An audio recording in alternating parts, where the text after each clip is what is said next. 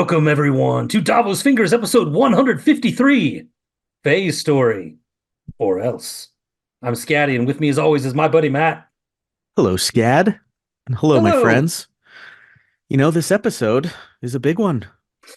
It's been a long time coming. There was almost like a point where I didn't think we'd even finish this book, that it was just going to keep going and going and going. Mhm. But we're at the end. We're finishing this book tonight. Uh, Starting, though, with a nice interlude called Looking. That's chapter 88. And then we finish on A Silence of Three Parts. No, I didn't missay that. That is exactly the name of the chapter that we started on. Well, prologue. This one's the epilogue.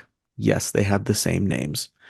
We get the close of The Name of the Wind tonight, which features an attack on the Waystone Inn.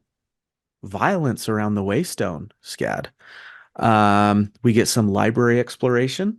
Always a fun thing to do, but this one's really frustrating.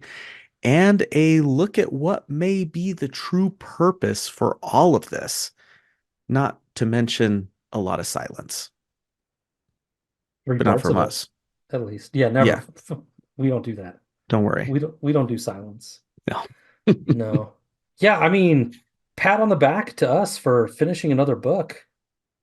We Of an got unfinished series. of another unfinished series. We got five in the main canon for George. We got the World Night of the book. Seven Kingdoms, the Night of the World Seven Book, Kingdoms, which is technically three three books. books. Yep. And then we got Fire and Blood. Fire and Blood. Yep. So we're at 10 books now. Plus this one is 11. Plus we covered I Am Mercury, which is seven books. We're just machines.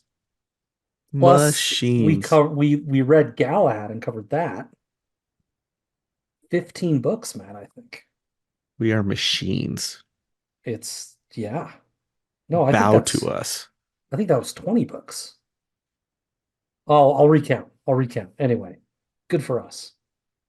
Pat Is on a the lot of back. books. I mean, I gave us Some seven of them for were beefy books too. I gave us seven for Grant, so I think it's 20, not 15. So, Yeah. and some of them are beefy books. Fire and Blood is a Beefcakey books. big book. Oh man. Sometimes I think about reading that again. And then I'm like, I think about it regularly. Yeah. Yeah, I mean, every time I see anything from Kiss by Fire, I think about it. I'm like, I don't remember this very well. that's why I love Kiss by Fire. Yeah. Well, one of the many reasons I love you ladies. Sure. But one of the main ones is I don't gotta read Fire and Blood again. I'll just listen to you two talk about it. Yeah, but then you got to trust their opinions. And while we're talking about Kiss by Fire, maybe we ought to talk about. Nice segue. Thanks. I moved it from the bottom of the list to the top just for the segue, Yeah, and yeah. now I wrecked it. If you're watching on YouTube, you'll see something similar coming into me and Scad's cameras. That's right, listeners, Khalasar Blood Riders. Our friend and fellow Blood Rider, Steph, has released her first novel. It's called Copper's End. It's a murder mystery. I have not started reading it yet, but I'm really excited to. Um, and guys, this is going to be a good one. I can already tell. So, Here's just a random sentence from the book. Ready? mm, I'm not sure. There was a musty smell coming from the place, like the windows weren't opened as much as they should be. I mean, that's sound like a interesting. grandparent's house. Matt's in. Oh, Rupert, you are awful. There's a line from it for you. Oh, perfect. We got I can't, two live readings. yeah, I can't wait to hear who Rupert is. Yeah. It's going to be Uh, great. No, now but this Steph book, is, go ahead. no, this book, it doesn't look big, It's but not, the text inside is pretty small. it's quite small. So it's Yeah. bigger than it looks. It's good value. Give it a purchase. I think that, yeah, we got 200 pages, just about 197 pages. I almost read the Yeah. last line. Oh, that could have been bad. Mm. Steph Not one of those is that does it on one, purpose. Steph is one of those creative geniuses. Everything she says is funny. It's witty. She's one of the most kind, caring people you'll find in our little fandom. I have no reason to believe that this book isn't going to be amazing. I'm Uh, excited. You can buy it on the great big conglomerate wicked website That's what I did. that Sorry. rhymes with Wamazon. Amazon. That's where I got it as well. If it works, it works. But I believe it's at other locations as well. I would say go check out Steph's Twitter page at Steph Lioness for more information. And Steph, if you want to point us to an even better site, maybe you've got a website. That'd be Maybe. cool if she has a website. I don't know. I don't know. But anyways, go pick it up. Last book purchase, I bought Copper's End. That's my Amazon tribute for you, Matt. Wham. Wham.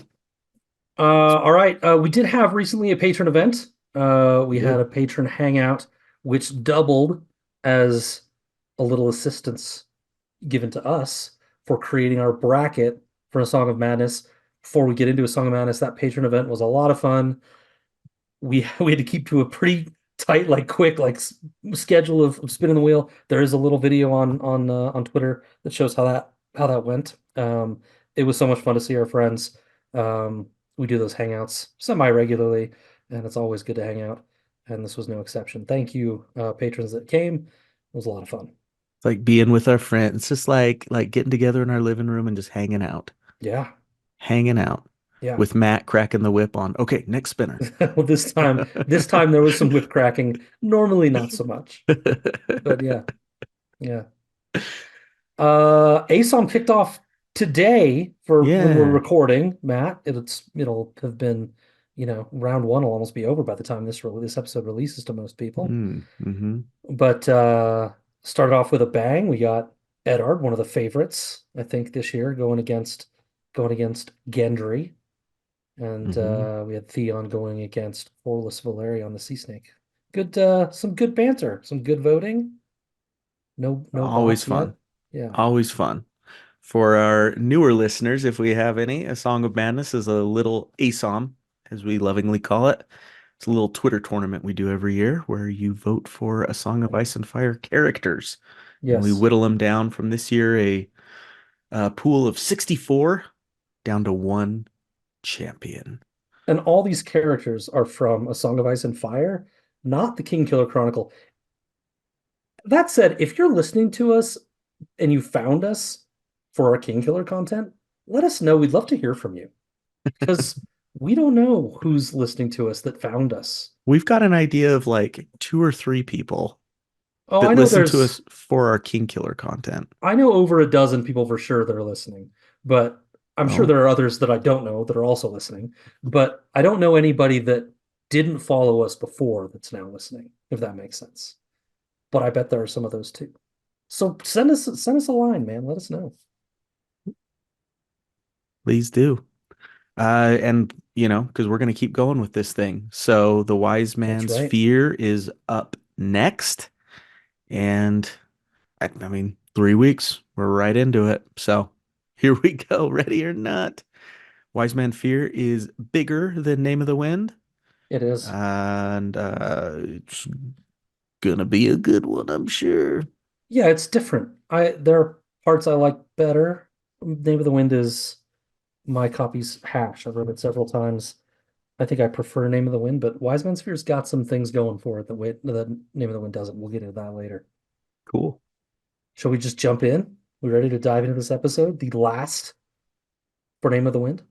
I think we are. Yeah, you want to just make sure people know that we're not spoiling nothing? Oh yeah, that's right. We will not spoil anything in Nothing. in a Wise Man's Fear, the Wise Man's Fear. Uh, but will everything is on the table for the Name of the Wind since we're finishing it today. We cover at the pace of what we've read until the end of the podcast, and we have a section called Devi After Dark when we will spoil things. So if you don't want to hear those, just turn off when you hear that indication that we're getting into Devi After Dark, and you'll be just fine. You will. You will. And to answer Scad's plea to let us know if you've Oh found yes. the podcast because of our King Killer content, you can reach us at wearedavosfingers@gmail.com. You can find us on Twitter and Blue Sky, both at Davos Fingers. You can find us on Facebook too, and come learn about our Patreon program. We're doing fun stuff over there. It's patreon.com/davosfingers. That's right. Now we're going to get into interlude, which is, I didn't look, but it's got to be close to the longest chapter we've got Sure. in this book. It's 17 pages. So my summary is quite long. I'll do my best not to bore you. I'll get a drink of water first. Wet the old whistle. It actually starts, I've started here with the end of the last chapter because it ends a little bit strangely.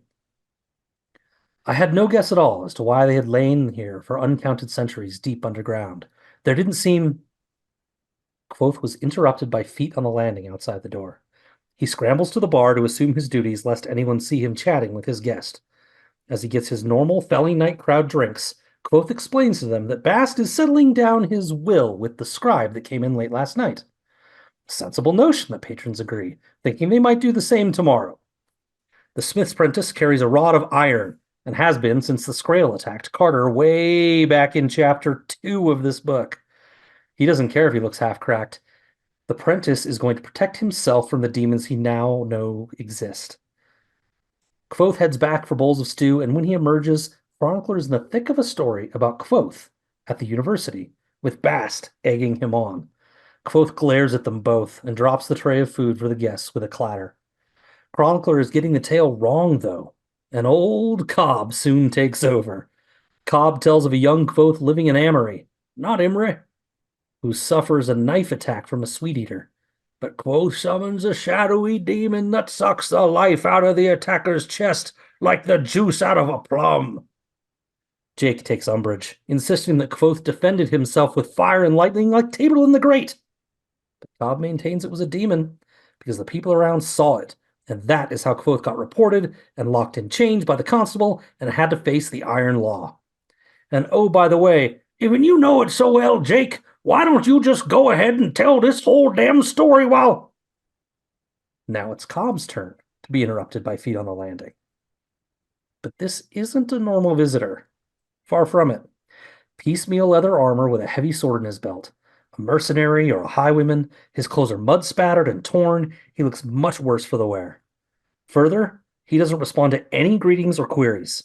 Moving sluggishly, the man leans against the bar and mumbles, Earthen tse, ktistoy, skadavinve. If you didn't understand that, that puts you in good company with the rest of the room that heard it. Well, everyone but Bast, who gestures wildly at Quoth, a gesture that unfortunately goes unnoticed. What do you want? Quoth pressed. I look. The man fumbles his reply. At that moment, Chronicle recognizes him as one of the men that robbed him 5 days ago, way back in like chapter 3 of this book. The man is even wearing the shirt they robbed him of. Chronicle claims the man was well-spoken and in control before. Bass has given up signaling now. Reshi, he says with some urgency. Quoth ignores him. I am. Look. I look.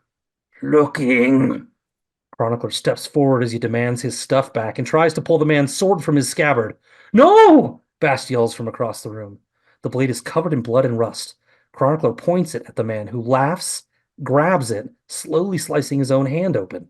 The man tries again to talk in the strange language only recognized by Bast, and is confused by the lack of response by anyone in the room. He looks down at the blade covered in his own blood and laughs. A wild, exultant, inhuman laugh. The man then grips the blade firmly with his bare hand, slicing his fingers open to the bone. Chronicler tries to twist the sword from his grasp, and it shatters. The man grabs Chronicler's shoulder, who gasps in pain, and then swings the broken sword, lodging into the highwayman's arm. The man seems immune to the sword stuck in his own arm, and takes another step toward the Chronicler, the other half of the broken sword still in his hand. Bass slams into the mercenary, sending him clattering into the bar. Then he slams the mercenary's head violently into the bar twice.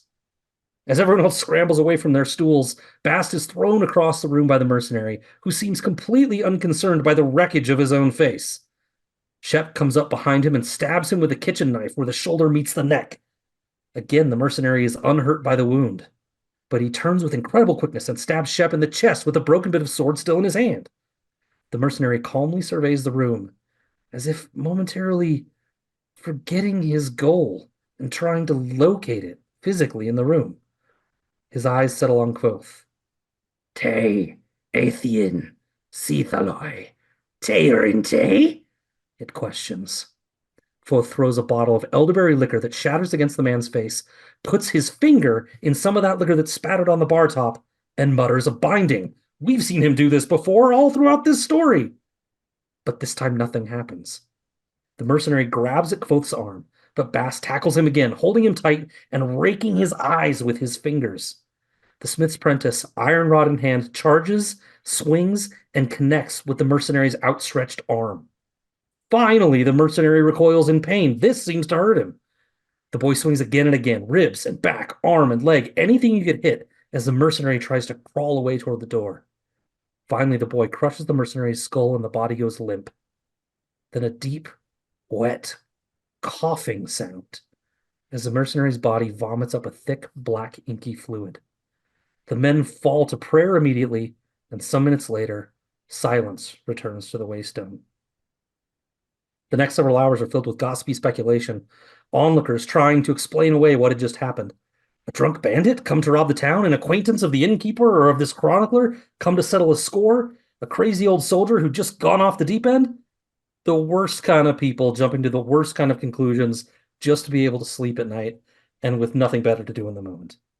Shep's family comes to collect the body as prayers were said, and the constable concocts what would be the final story. A deserting Denner resin addict just went crazy on their town, and the smith's apprentice had done the right thing to put him down. Slowly, everyone left the inn, leaving only the smith's apprentice behind. Aaron, the boy insists. He claims he doesn't believe the Denner Eater story. He thinks it was a demon, and he thinks Quoth and Bast know it was a demon too. Quoth tried to light the thing on fire instead of hitting it with his club or grabbing the sword that's hanging directly over his head. The more I think, the better it makes sense. Iron and fire. That's for demons. To Bast's surprise, Quoth confirms it for him. Aaron gets up, commenting that he just needed to know that he hadn't gone all crazy before he disappears out the door. Chronicler wastes no time demanding to know what this thing was and what it was doing here. Bast doesn't know. He couldn't understand a language being used, only that it sounded somewhat familiar to him. A very old language. Quoth admits it was probably looking for him. After all this, the Scrael, the war, was all his fault. Bast admits that it behaved like a skin dancer, not one of his folk, but that he knew it was dangerous. But unlike a skin dancer, it didn't try to escape into a new body when it had been killed. Normally, a skin dancer would have no trouble killing all of these people in the room. This one seemed slow and addled. Bast inspects Chronicler's injured shoulder, now achy but numb from the touch of the creature. During the exam, Chronicle starts to ask Quoth why he was unsuccessful in lighting the creature on fire, but Bast suddenly pokes the Chronicler's shoulder harder, causing him to forget the question momentarily as he winces in pain. As Quoth gets supplies in another room, Bast surreptitiously insists that Chronicler drop the subject of the failed sympathy. Don't ask questions, he threatens. Bast finishes patching him up, insisting that Chronicler's injury isn't serious, and Quoth asks to continue the story to tie up just a few loose ends before they stop for the night. End of chapter. Ooh. Do you need to get you some high quality H2O? Yep. Yes, I did. That is a summary for the ages, my friend. It was a long one. Fun to do, though. Fun to read. Good.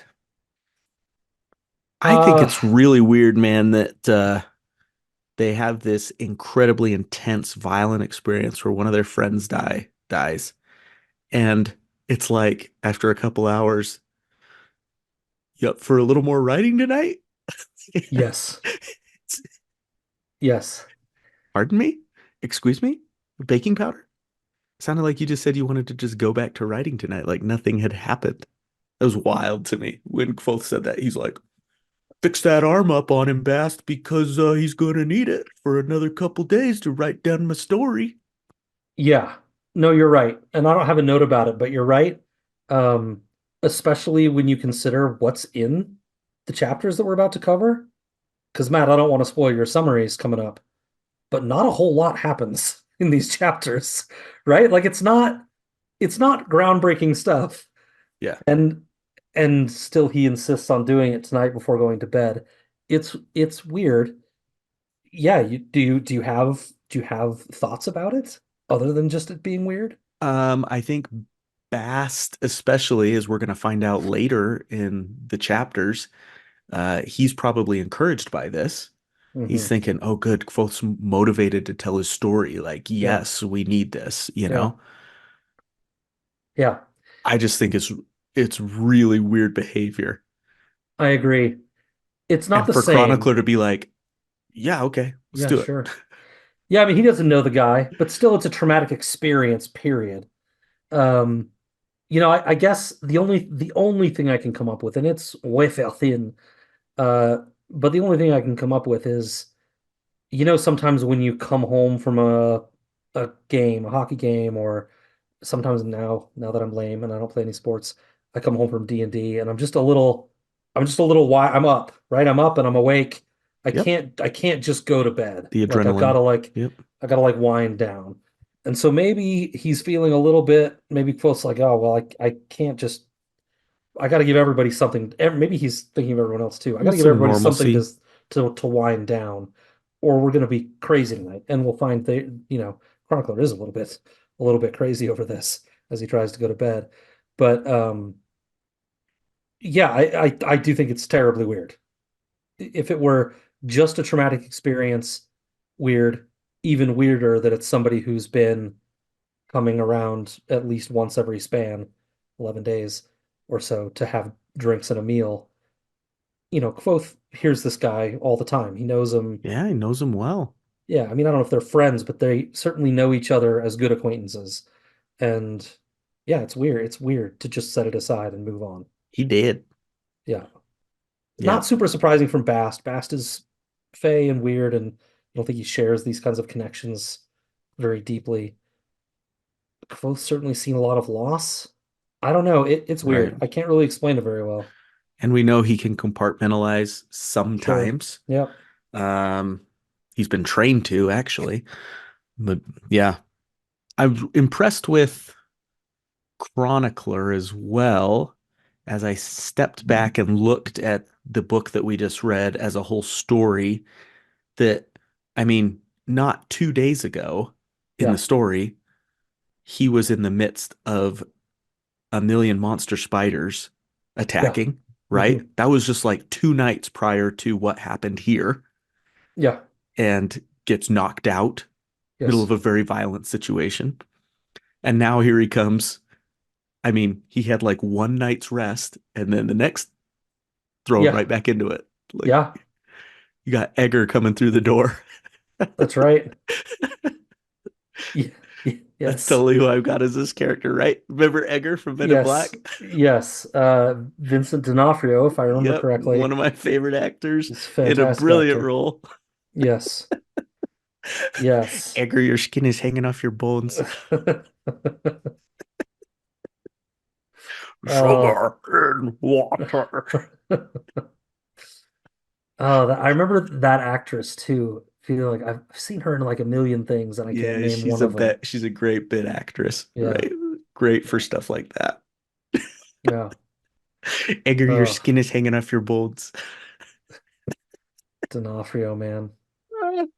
Love that I guy. like that's in my head is that guy like putting his hand down on the Yes, bar. very out of control. Yes.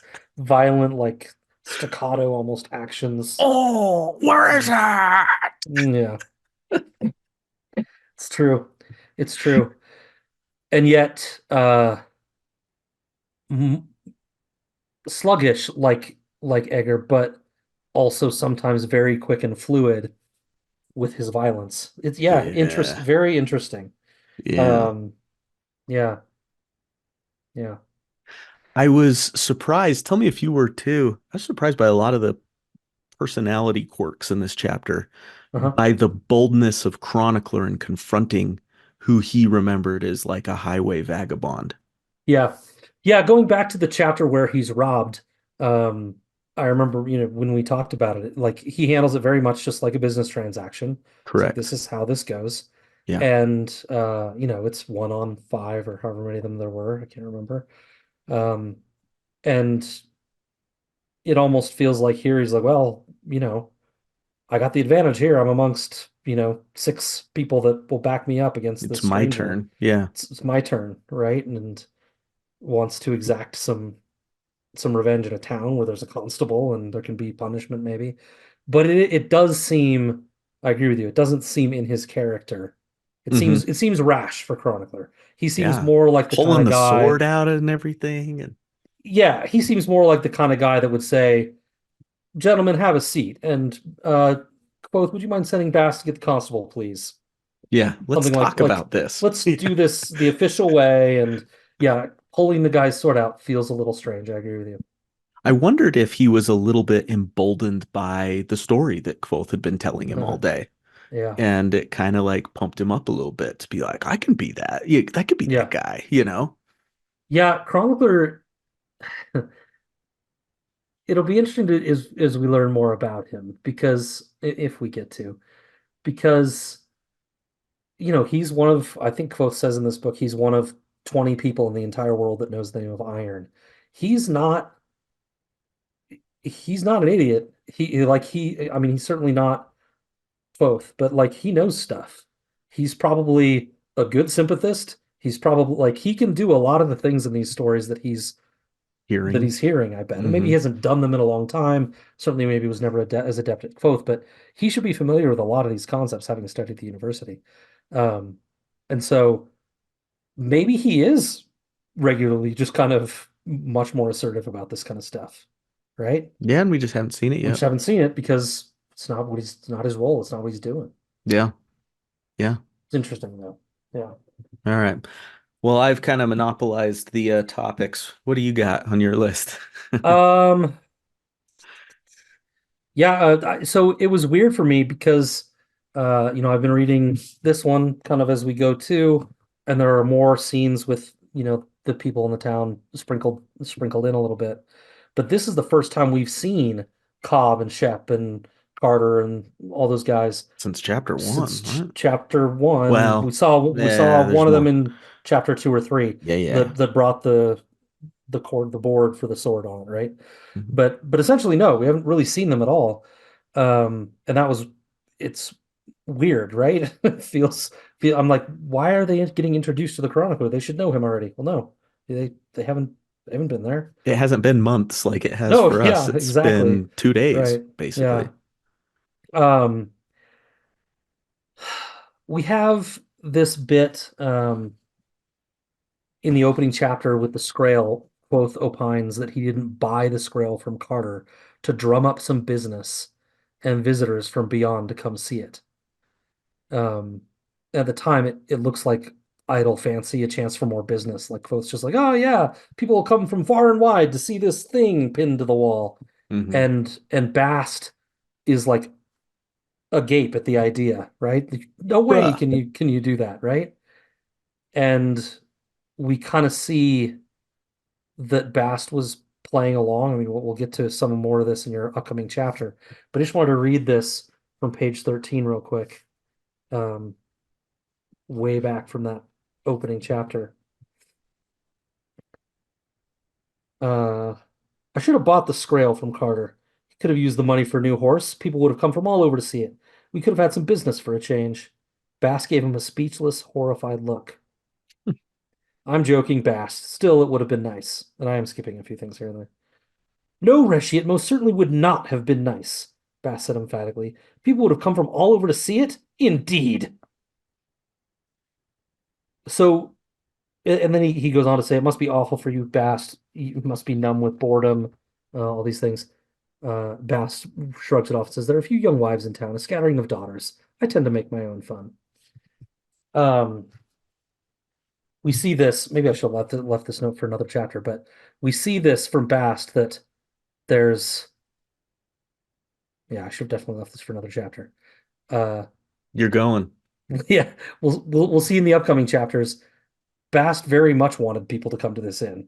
Hmm. And that thing way back in chapter 13 was acting, right? He would have loved to post the Skrill up on the wall. In fact, he's probably thinking he should have thought of that. Um, what else do I have? Get your dinner into your gob is maybe the best cobism around. Get your dinner in your gob. The blade is modeled with rust. We know that rust on metal is a sign of the Chandrian. I don't know Mm. whether this guy could have come into contact with them, if maybe they have the ability to get these skin dancers to take effect. Yeah, calling out the rust is, yep. Hmm. Started getting me thinking about some other things we'll talk about in Devi After Dark as well. But the words the words don't mean much to me. The guy is saying Bast doesn't recognize them either.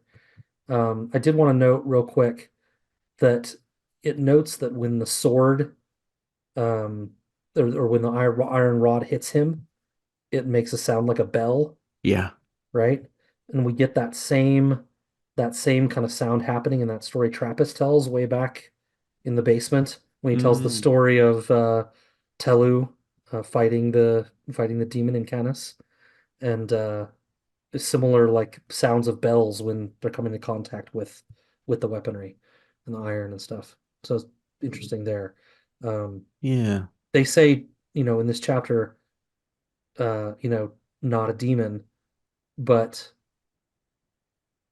that's the easiest thing for him to understand, right? But really, it seems like it is a demon. I mean, it lines up Hmm. with Trappist's story at least, and we know that story was flawed, but um, As we know, stories are flawed, as we right, heard in this chapter. right.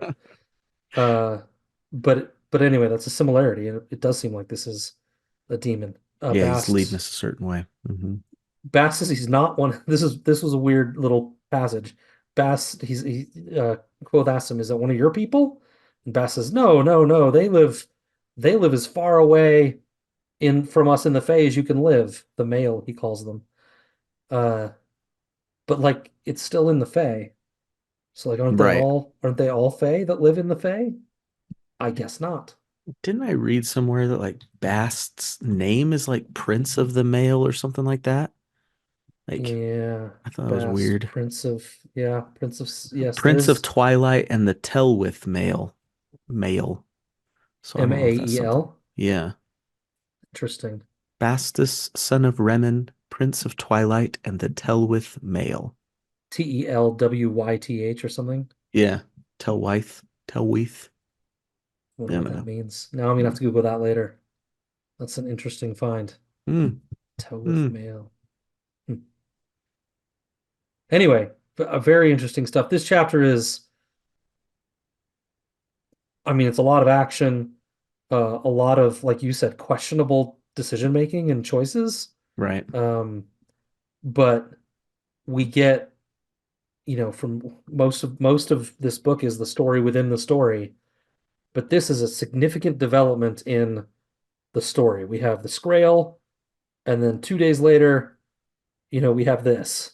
You have And Egger. so you have Egger and this demon thing. And there are forces converging in this area. I don't know if they're converging on the inn. I don't know if they've got like a tracking device, heading toward him or something, but they're in the area for some reason, right? And Yeah. I don't I don't think Bast is gonna have to try too hard to get attention here. I guess we can leave it at that. Yeah, the dark stuff. Yeah. Um, Anything else from your end? Pour one out for Shep, I guess. It Yeah. does suck. At the beginning of the chapter, he says about time we got a touch of luck. Oh, jeez. About the roads getting better? Yeah, and Yeah. people Yeah. potentially coming into town and everything. And Gosh. but hey, dude tried to knife him, tried to shiv that old egger. He did. Yeah, I mean, he went for it. Just knife right in the neck. I mean, it all happens so fast, right? But like you you'd think you'd notice something is off about this guy. And I don't know if I want to admit to being a coward, but I probably would have run pretty much as soon as I saw him not react to cutting his hand on the sword. I'd have been like, okay, I'm leaving. Nope. I'm just Nope. going. Um, but yeah, everyone was kind of confused, and Yeah, yeah, he he stood ran up to and it. did his best. It's one of those things you think about, right? Like, would I run towards or away from like a Yeah, gunman or something like that? Would I run and try to stop him, or would I be running away? And yeah. I don't know You how to just answer that, but you just Shep, he don't. ran towards. He did. He did. Yeah. Protect his friends, protect his town, I suppose. Um, I don't know how in the confines of my safe little office, I would say I'm not sure how enamored I am of acts of heroism. So I would think I wouldn't. Um, but it largely probably depends on the stakes. My kids are in Absolutely. trouble, Yeah. it's going to be a different story, right? Yeah. Absolutely. But Absolutely. I got fear in my heart for sure. I think I'd probably run from a situation like that. Yeah. I don't Yep. know. Yep. I think I'm a flighter by nature. But I again, mean, it does come down to the stakes. and it's easy to, as a dad, I think for both of us, it's easy to make the excuse, right? It's like, well, it's not just me. I got, my kids back home that I still need to take care of, and they're my priority. So I shouldn't maybe step up. Feels like a bad excuse. I Yeah. don't know. I think it's very, very true. Call All me a right. coward. I'm fine with it. I'm fine with it. I'm Sam. I think there's something pretty noble about wanting to stick around for the people you care about. Sure. I'll say that. Sure. Thank Yep. you. Yep. All right, bro. Pleasant We afternoon. ready? Yeah, let's do it. Okay. This is just like a little, Yeah. Little, here we go. This is one of the really important things that Kvothe made sure they captured that night. you are ready to hear about a shopping trip? Because here we go. Here we go. The day after he was made Raylar, Kvothe was whipped 6 times in the courtyard of the House of the Wind. Ever the performer, Kvothe did not cry out, bleed, nor faint, and walked proudly out of the courtyard under his own strength in front of the hundreds who had turned out to watch his castigation. So, following a 57-stitch visit to the Medica, Kvothe went to Imre, where he spent Ambrose's money on a new lute, new clothes, a new dress for Auri, and in settling his debt to Devi. So, all in all, it was a pleasant afternoon. Yep. Yep. On we go. Yeah. 3 lashes last time, six this time. We're spared all the details we got last time about how we avoided crying out. I assume he took similar methods. Um, it is interesting. Rem- Go ahead. Remind me what he did to not bleed. He took like an herb or something, didn't he? Yes, and I read it before we recorded, and now I forgot it. But yes, he took Nalroot, That's it. which Yep. dulled the senses and kept him from bleeding, I think. Yeah. And we have a whole chapter where he goes to the medic afterward to be sewn up, and he's like, I don't need a painkiller because I'm good. Huh. And Arwyle's like, mm, and he has to like go through the whole thing with him. But he almost fainted after the third lash this time, so that's interesting. Made it six. That's double for those that can't do math. Um, I don't know. I don't want the details of the whipping, I guess, but it's a lot of lashes given what we heard happened last time. The bar's raised, I guess. And then the last thing yet, the shopping day. I definitely would have just saved that for another day. Right? Like, He just throws on a shirt like I'm going to town. I mean, I don't know. Several episodes ago, I was like, there's kind of like a rule I follow for myself. Like, you've done enough today. Hmm. Don't if you go try to do more stuff, bad things are gonna happen. And it didn't this time, I guess. But Didn't. like, Yeah. Just stop. You've done enough. Stop.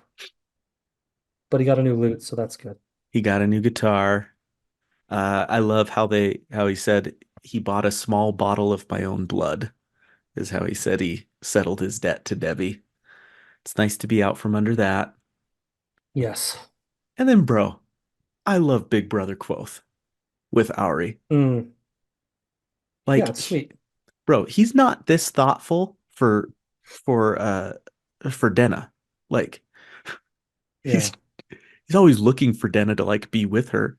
Yeah. But Ari's special to him, man, and I really dig it. He's like, Ari would like that dress. Yeah. I'm gonna buy that for her. Freaking love that, dude. Yeah, I was gonna say Ari needs it more, right? Like she needs things.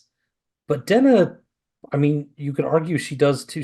The whole, I mean, we think the whole reason she has the lifestyle she has is because she has to rely on the help of strangers. I butchered that. Kindness. Hmm. Relied on the kindness of strangers. Um, and yeah, so why doesn't he buy her stuff? Is he afraid it'll put him on the level with these other guys? Yeah, and it's not And even Ari doesn't think about it that way? it's just the thought that he's Hmm. thinking of someone else in terms of Yeah. just like, I want to do something for this person that will make them smile and make them happy. He does it with the food that he brings her. He's always thinking Yeah. up like little clever ways to frame the food or the little gifts he gets. He puts a lot of thought into that. Seeing a dress and buying it for her, like he doesn't do that. And Denna was just an example I used, but he didn't do that for Will. He doesn't do that for Sim. He didn't do that for anybody, but he just has this little soft spot and it doesn't Hmm. feel like we've talked about before. It doesn't feel romantic in any sort of way. It's Yeah. big brotherly is the best way I can think of it. And I love that he has that little grounding relationship Yeah. that helps preserve his humanity a little bit. I love it too. I don't want to spoil it, but he does want something from her pretty bad too. He wants the access to her home. To the under thing. Yeah. But I don't get that as a motive for No, why he does things. it's certainly not why he started, and he did all those things from the beginning pretty much. So I agree with you. I don't want to put dirt on it. I agree with you. I think it's nice. It's Yeah, nice. let him have this. It's nice You know, for both such a to self-absorbed character. yes. So yeah, I was just about to touch on something like that. I mean, he talked several, I can't remember which chapter it was, but several chapters ago, probably 200 pages ago, he talked uh about not really feeling like he had a family, that he fit in with, and that he was starting to kind of feel that a little bit with at the university. And and he treats sometimes his friends a little bit. I think we think of it as carelessly. In fact, I call him out in a note later in my document here that he treats them carelessly. We've talked about how he doesn't warn them when he's going to disappear, and he expects things from them, and he asks them. He's going to ask a fella for something that's to me pretty crazy here in a little bit, and he just kind of assumes it's okay, almost like you do with family. It's like, well, this is family. They have to do this with me for me. We do these kinds of things for each other, Right. Yep. and you wonder if, yeah, that's how he sees Ari, like a little sister, like you're talking about, and that these are just things you do for each other, right? Because Absolutely. he's going to ask her to do something that I think is unfair also coming up. Waiting for him. But if you look at it through the family lens, maybe it's not unheard of. I don't know. Yeah. Yeah. Sometimes it does feel like he gets more than he gives It does. with people. It does a little bit. I mean, let's not forget, he saved Fella's life, right? So Correct. like Yeah, we'll talk about that. he's given there quite a bit. Yep. You know, he hasn't done a whole lot for Sim and Will, Hmm. but anyway, yeah. Anyway, well, should we see what he wants from Ari or one of Half-built the houses. Let's do perks it. to the relationship, I guess? Yeah. Kvothe spent just about every night going down with Ari. down to explore the underthing. Scad, what did you think I was talking about? Come S- on. Explore the Underthing doesn't sound that much better. Come explore the underthing with me. With names like Downing's, Vaults, The Woods, Delving, Tenors, Candlebear, and Billows, not Belows, the nooks and crannies of the vast underground complex were just as complex Ooh. as the university above it.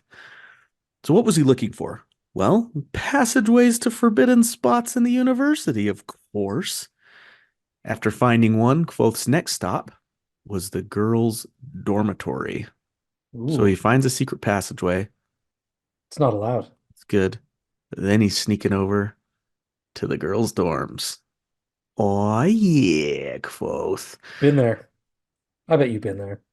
I've been there, but I've not been there. Uh,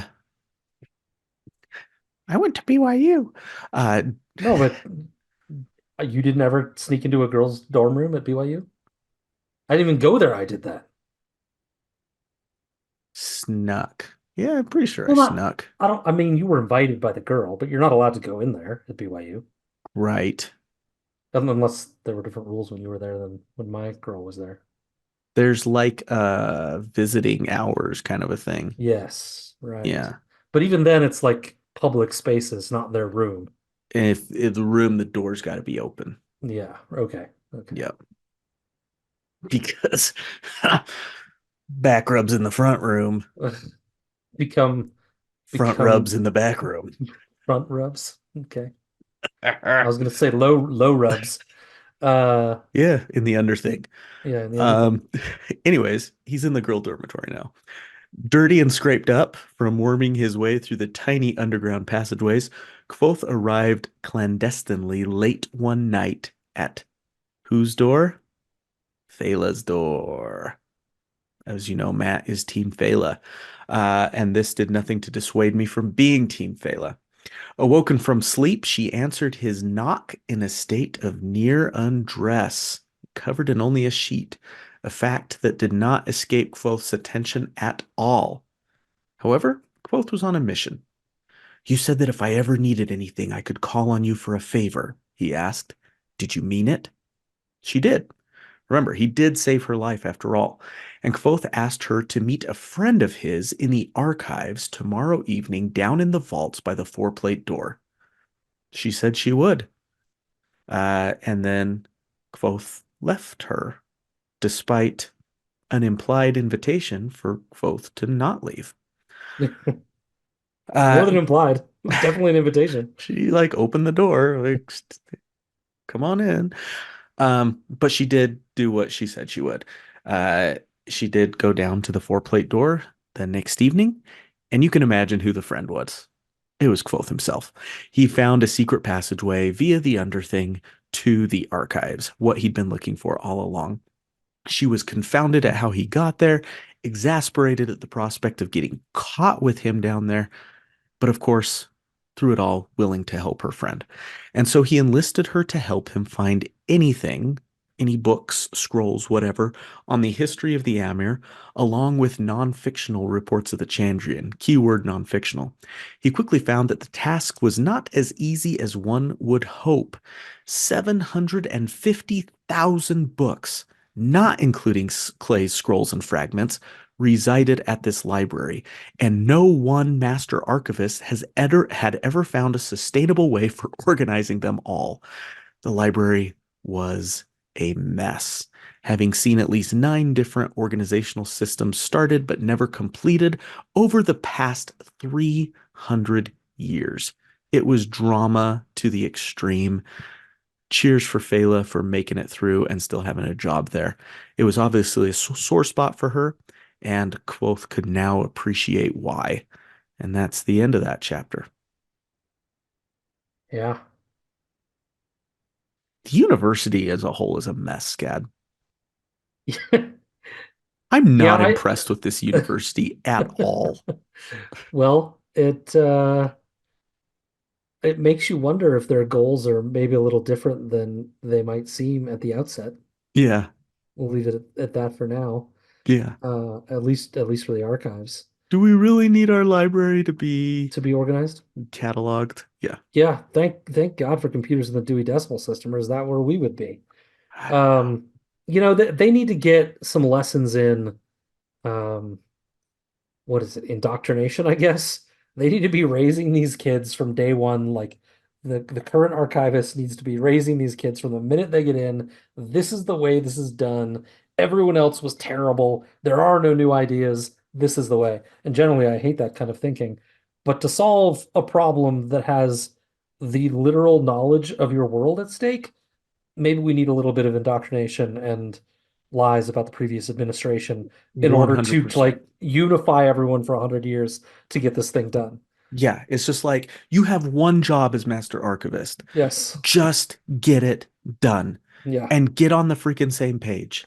But you're gonna Figure die, it so out make sure and the just next guy is the your next guy guy. just does it. Yeah, Yeah, like it's your guy. He's handpicked. No voting. I don't know how they pick the chancellors. No voting. It's this guy. Archivist says so this guy. frustrating. He's an acolyte. He believes in the system. We're doing it. Mm-hmm. Ugh. Mm-hmm. I can't believe we're this fired up about books and organizations in a fake world, but we are. That's how we roll. Uh, uh, here's what I had a problem with the whole fella exchange. the nighttime exchange, the The visit. reco- the visit is all sorts of inappropriate for all sorts of reasons to begin with. Let's forget about that for a minute. Just with the request he makes for her to come visit him. Um, she he says, "Can you be here fifth bell?" And she's like, "Well, no, I have class." And he's like, "Can you not go?" Like, Yeah, my dude, you can meet her anytime. it doesn't have to be Don't make her skip fifth bell. class. Yeah. What's the Like, importance of fifth bell? yeah, you That's what I'm can, talking about with both, man. yes, exactly. Like, Like, you make it seventh bell. Like, yeah, what when do you is, not have class? Okay, that's great. I can what's, make that work. you don't need to like make it hard for your friends. Be considerate. I mean, sometimes I think maybe Nah, he's just, she owes him. yeah. Well, I don't think it's malevolent. I don't think he's trying to be mean about it or like she owes me a task or a favor. But maybe it's like ADHD, like he's so focused on getting in that like his brain can't let go of it. Yeah. And I mean the fact that he's in tattered clothing knocking on the girl's door who's, maybe the prettiest girl in the whole college and or in the whole university and he doesn't even think the fact that he's barely dressed in his tattered clothing. Maybe he's just so focused he's not thinking about those things and he He's can't not. Yeah. his but you can't have it both ways. It's like my brain can't handle this, it's distracted, or my brain can split into 92 different alars at once. Like which is it? Which is it? Yeah, bro. Yep. And let's be honest, he could have stayed. Like, he's like, I gotta go. Nah, he could have stayed Where? if he wanted Yeah, to. where Like, where do it you said he where do you went gotta back. go? It said he went back to his room. He went Which, back to Anchors after that. yeah, I mean, yeah, I guess he would have crawled back through to Listen, tell Ari that he was okay. That's my other request, or my other problem with the request is he just casually is like, I guess you'll have to come and rescue me if I don't come out in 30 minutes. yeah, wait She'll around do here for it. 30 minutes. And She'll he do knows she'll well, do it. Yeah. she'll do it. She'll risk her life and get stuck herself. And he's just casually making this request. She'll do it, man. Don't Yep. do that to her. Yep. Yep. I'm disappointed in the way this guy treats his friends. Yeah, a little bit. Yeah. Would I ask my brother to do that? I don't know. Maybe I would. I don't know. Listen, I'll say it again. Fela's the complete package, dude. Be done with this Denna thing. She's the I, complete package. She's nice. She's yeah. pretty. She's super smart. Yeah. Like, bro, Matt, you love who you love. you do. In the words of John Mayer and Katy Perry. And probably Lennon and You, Stalin. Oh no, I meant the other Lennon. what? You can't make yourself stop dreaming Shakespeare. who you're dreaming of Oh, when it's okay. who you love. All right. Uh, watched a movie the other day. Sorry. total non sequitur here. Uh, Yesterday, did you ever see Yesterday, the movie? No.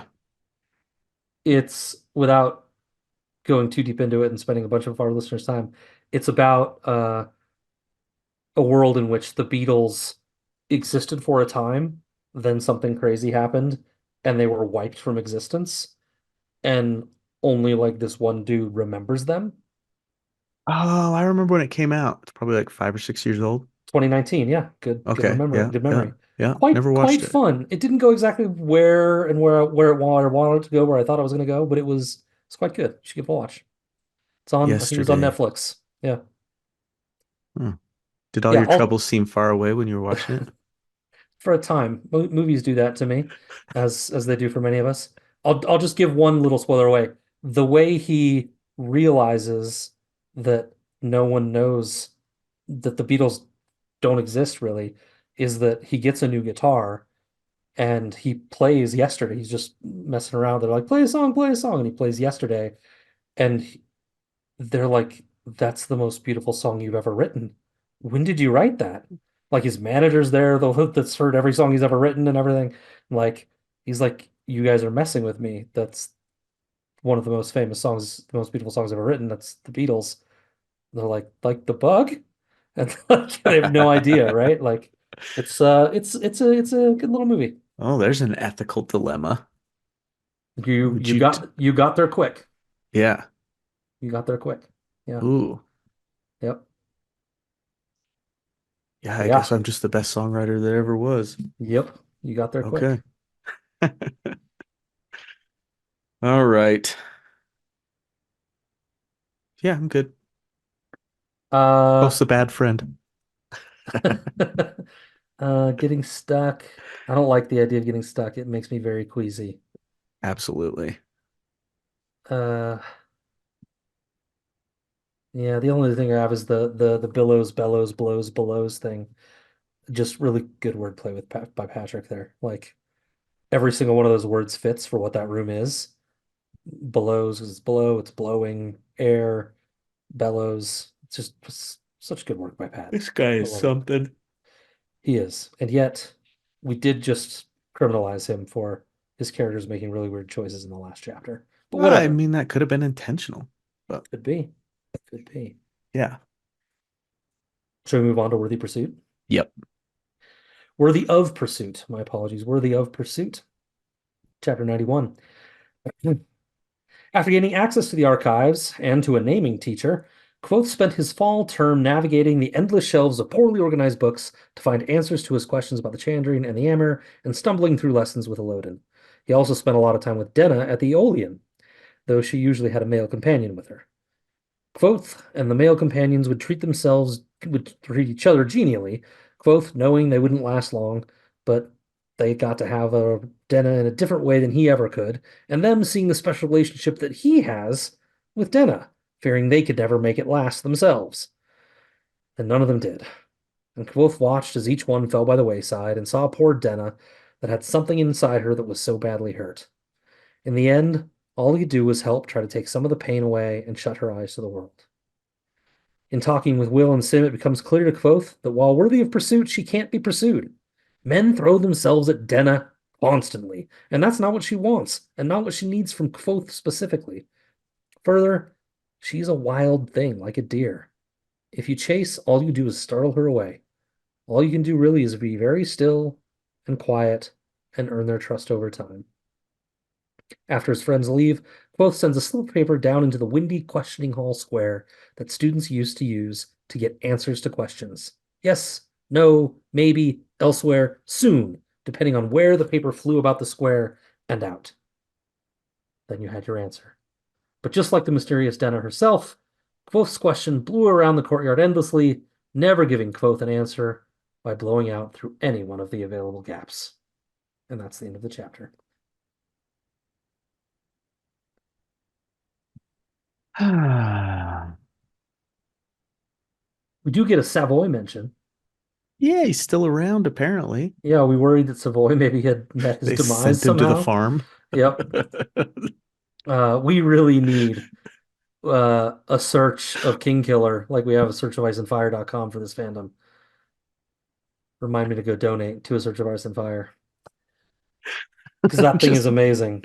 it really is. You don't realize how blessed we are as the Song of Ice and Fire fandom until we're in a bit of a newer fan. I don't know if a newer fandom's the right way to put it, but a It's a less newer fandom exhaustively. for sure. Yeah.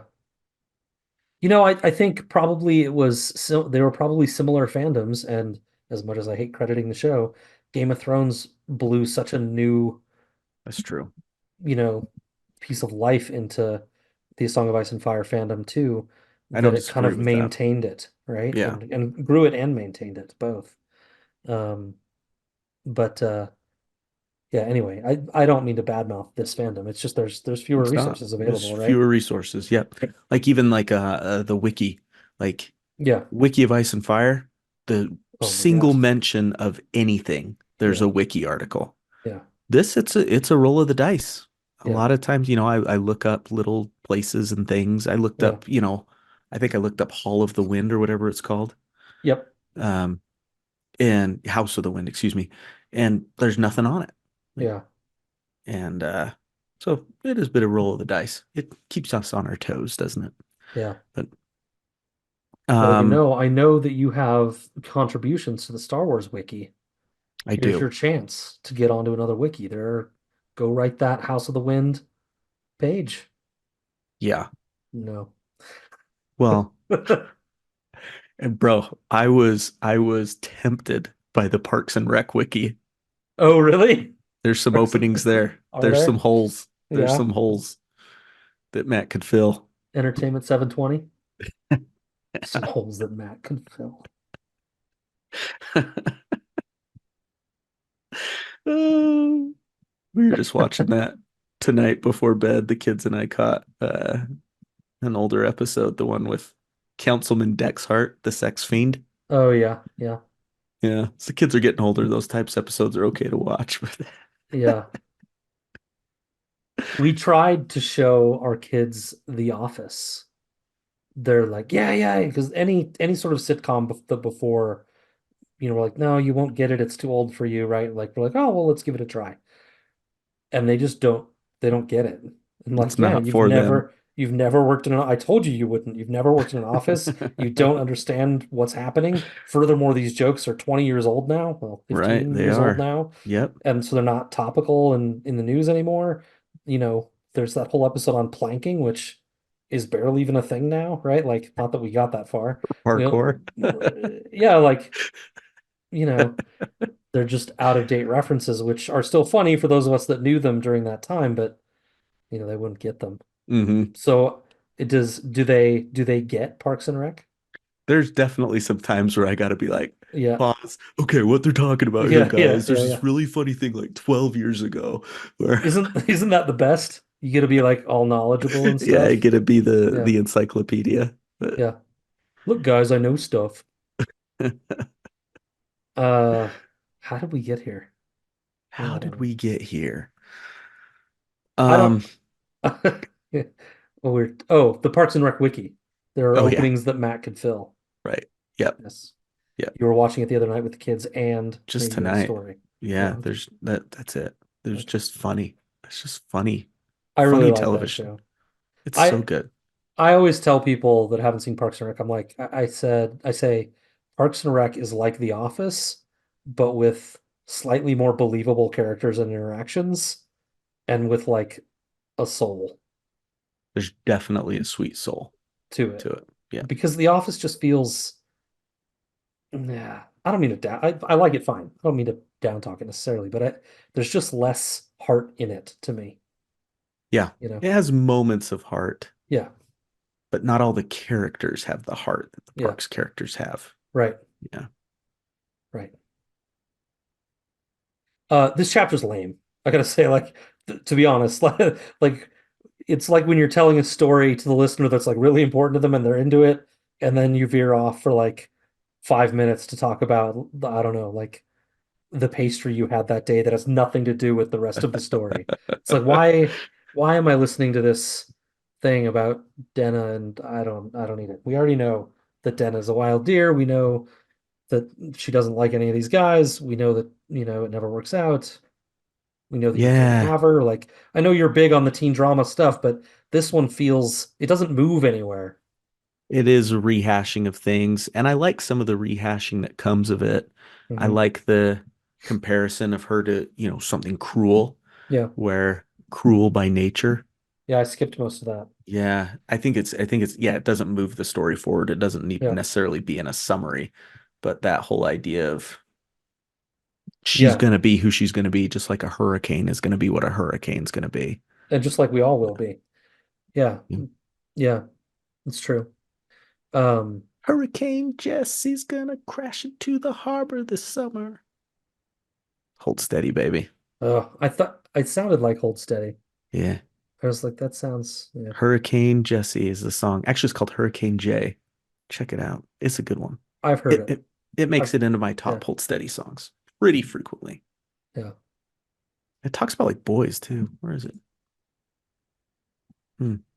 I know you're gonna do what I know you're gonna do, but 22 and banging around in restaurants isn't that much prettier than banging around in bars. And why do you keep going to his car? That kind of works for Denna. I got one reason why she's probably going to his car. Uh, Uh, forget all the boys that you met at the harbor. They're too hard already, and they'll only get harder. that might be why she's going to the harbor. Yeah. Yep. I don't want this to stop. I want you to know I won't want you to settle. I want you to grow. Do you, Craig? Hmm. I'll believe him. That's I'll the great believe thing him. about Craig Finn is he's almost like he says that stuff he wants to be seen through. Do you know what I mean? Like, Hmm. yeah. Hmm. Favorite songwriter ever, Craig Finn. Lyricist, I should say. Oh, he doesn't write the music? No, Hmm. no. Tarish writes the music. They got a good little partnership. I don't know how you can do that. Feels, I've Well, always wondered they've always that. done it. Yeah. Like, Like I mean, apparently, Metallica does that too, right? It's like, well, I wrote this poem essentially. right. And then they Like, put it to I was music like, or yeah, vice okay, versa. what music would go with this? Well, I've been playing with this other thing. Let's see if it fits. Yeah. Like, how?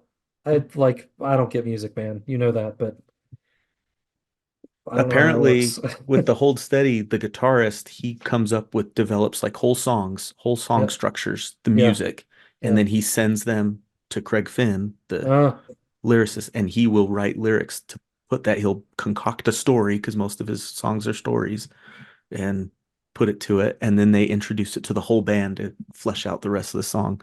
And it that's just definitely, crazy to me. well, it definitely feels like the easier way to do it than the reverse, though, Sure, writing lyrics right? first. Yes, Yeah.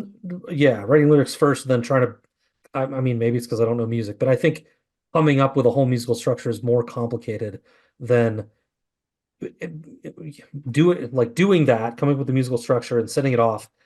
And I can have the idea for a story, but I Hmm. can meld how much of it fits where for the musical rhythm and everything and timing and change the words to fit as long as I have the idea for the story, right? Yeah, yeah, yeah. But that's Hmm. much easier than like these are the exact words and you must fit it into music. Right. Seems Yeah. harder. How do I sing? Yeah. How do Yeah. I play to that? Be Yeah. weird. Yeah. But yeah.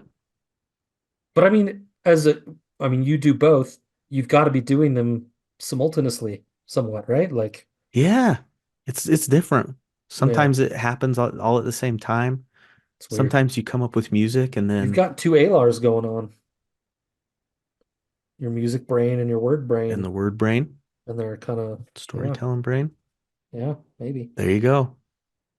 That gets us back to it. The music that plays, Matt. The Speaking of music that music, plays. Yeah. Well, let me see something real quick here. Uh, he does make maybe oh, this is for Den After Dark. Kvothe does make quick mention of Eladin not teaching him anything yeah, after Eladin tried like they had it completely planned to promote him to Raylar mhm, and get him going, and now it seems like almost like he's stalling yeah. or something. Any ideas there? I can't remember how he puts it, but I think it's going back to the last chapter where Elodin was really excited when he got him promoted to Raylar. And he was really excited. He's like, we gotta wake up that sleeping bear, Hmm. right? I get the sense that Elodin probably is not that frustrated by it because he knows that it's a process. He had to go through this and he's done it for several people before, and he knows it's a process of waking up. And so he's doing, And it's kind of a personal process. yeah, it's doing activities that have worked in the past to wake up your brain, but it's not like you do this one and you're going to get And this. you're You going to take get this it. training Yeah. course and you know how to do this thing. You do this and you know that. It's more like exercises like yoga that might, or Yeah. meditation, right? That might like kind of wake you up. Maybe he's putting Kvothe in situations that are starting to wake him up and Kvothe doesn't even notice, right? Right. We talked before about, that sometimes it seems like when he's just sitting there thinking and his brain almost gets lulled to sleep, and it's his sleeping brain that notices the pattern of the wind, right? And that maybe is helping wake him up slowly in those moments. But that happens, it's not in his control. It just happens when he's doing other stuff. Hmm. Illodan has to like fabricate those moments, Yeah. right? And so like maybe you just can't do that very easily. And so Illodan maybe is not that frustrated by it, but both is. I put in this time. When I put in this time at the fishery, I get this. Why am I not getting names? Yeah. Right? But No. Yep. I like that. I like that. And since we're bashing on Kvothe today, love both. let's bash on it. Yeah. I don't think he yeah, like you said, there's nothing malevolent or malicious, I think, Hmm. about the way he is. And that's part of the genius of his character. His whole thing about Denna and the guys she's with, Hmm. his thought process. I've known her longer. True, you have been inside the circle of her arms, tasted her mouth, felt the warmth of her. And that's something I've never had. But there is a part of her that is only for me. You cannot touch it no matter how hard you try. After she has left you, I will still be here, making her laugh, my light shining in her. I will still be here long after she has forgotten your name. That is so on brand for Quoth. Like making it vendetta-like. An obsession with legacy. Mm, He wants to be remembered, forever. right? Yeah. He wants to last. Yeah. And that makes me wonder, like, is it really about Denna still? Or is it about building a legacy in a way that no one else can? It's like With Denna or with I've this got greater story. both. It's Yeah. and Denna is like a part of that. It's like he has this need to be unique, to be different, to be something that stands out. And it's like Yeah. I'm the guy. She leaves every other guy, or every other guy leaves her, but not me. I'm the Yeah. one. The one, you know? And I don't Yeah. even notice, I don't think he notices that he's doing it, but it feeds so much into these ideas of Quoth, of the vanity, the pride, the hubris that we see manifesting itself almost subconsciously for him. Yeah. And I like the way you put that. And it does go back to the meta component a little bit for me of, like I've started over the last, 200 pages or so since the what was it, the phrase white uh hmm, uh yeah, the white, mutiny, white yeah, mutiny, there you white go. mutiny. Yep. Since that chapter, I've really just almost everything I second guess, like, why is he telling this part to Hmm. Chronicler? Because his goal is his goal, and I don't think we have a really clear idea of what that goal is exactly, but he's got a goal. Why is he telling this specific? Why did he go into so much detail about Fella being nude under the sheets and how the outline of the wind, made her breasts stick out? And like, what's he getting out of that? Is he just like, oh, if I throw in some sex appeal, more people will read the story? Because authors do that now with their books, right? Like, oh, throw a little sex in, it'll help the Game of book Thrones. sell. Yeah. Yeah. Right, Hmm. right. Like, is that what he's doing? Is this thing with Denna, is it to seed in the meta story? Is it to seed these ideas in Chronicler and in Bast and anyone else, reading this, that pride component you talked about, that lasting I'm better, I'm here for the I'm different, is it Hmm. about planting that seed? Or is it something about Denna? What's his reason for sharing that specific italicized paragraph you just read, or part of it that you read? Why? Why go into that Yeah. level of detail? We've seen him say in previous chapters, that's between Denna and me, you don't need to know it, right? He said that before in I don't know, something, a conversation they shared or something. You don't need to know that. Yep. Said it a But he's couple times, I think. Yeah, Hmm. but this specific thing he's sharing. And I like your reasoning for it. Like, yeah, that it makes him stick out, that it makes him be different and special. Yeah. Hmm. And it's also interesting that he could totally just be the man she needed. Going back to the talk with him and Sim, like he could be that guy. He Could says, I he? am one of her few friends. I won't risk that. Oh, you mean he could try, but then he might be one of those guys and fail, right? Or Sure. you think he could be the one she's looking for? I think he is. I think he absolutely could be. Yeah. That he, Yeah, I mean that could change things. there's a whole bigger conversation about why he doesn't. I mean, we don't ever have that Hmm. conversation because it feels like that conversation never like that situation never stops. And so, like, when do you have that conversation? Because he's Right. still kind of trying to get there. And so, when do you have that conversation about why he doesn't try? Because he is, I think, trying to make progress towards something more, but he's not pushing even after on the Waystone, on the Hmm. Greystone. She's like, you could push a little. Right. He's still not pushing. Hmm. And I think he could. I think he could. Yeah, I also yeah, get the idea. Oh, I've written a song where one of the things I say is, but saying things will change things, and things are so good right now. You know, like, but are they? Are they that good for him right now? He's I mean, pining pretty bad. he pines hard, dude. And it says that when he's not in class, he's basically walking, to another town Yeah, just on the off chance that he'll find her. you're Eh, spending a third of your life just and trying to find this person that you're not the talking's not great, but like, and when what are he you in does it find her, for? she's always with a dude. Yeah, Like, yeah. And then, certainly. Yeah, to use the words of our friend Egg in the A Song of Ice and Fire world, she's right there. Speaking of Fela, yes, she's right she's there. right She's right there. there, Yeah, sir. sir, hit him. Uh, Without spoiling, we will get more into what I think a big part of the reasons that he doesn't push at all. Hmm, Um, cool. in the next book. Takes a bit to get there, but we'll get Yeah. there. I will say this. There is something to be said for this lovely line from Pat, because whenever she saw me, some light would go on inside her, making her glow for a moment. And there is something to that. Hmm. There is very much something to that. Yeah. Having that effect on someone is not something that's easy to let go. Like, it's like a drug almost, having Absolutely. having that Yeah. effect on someone, Yeah. being desired and loved and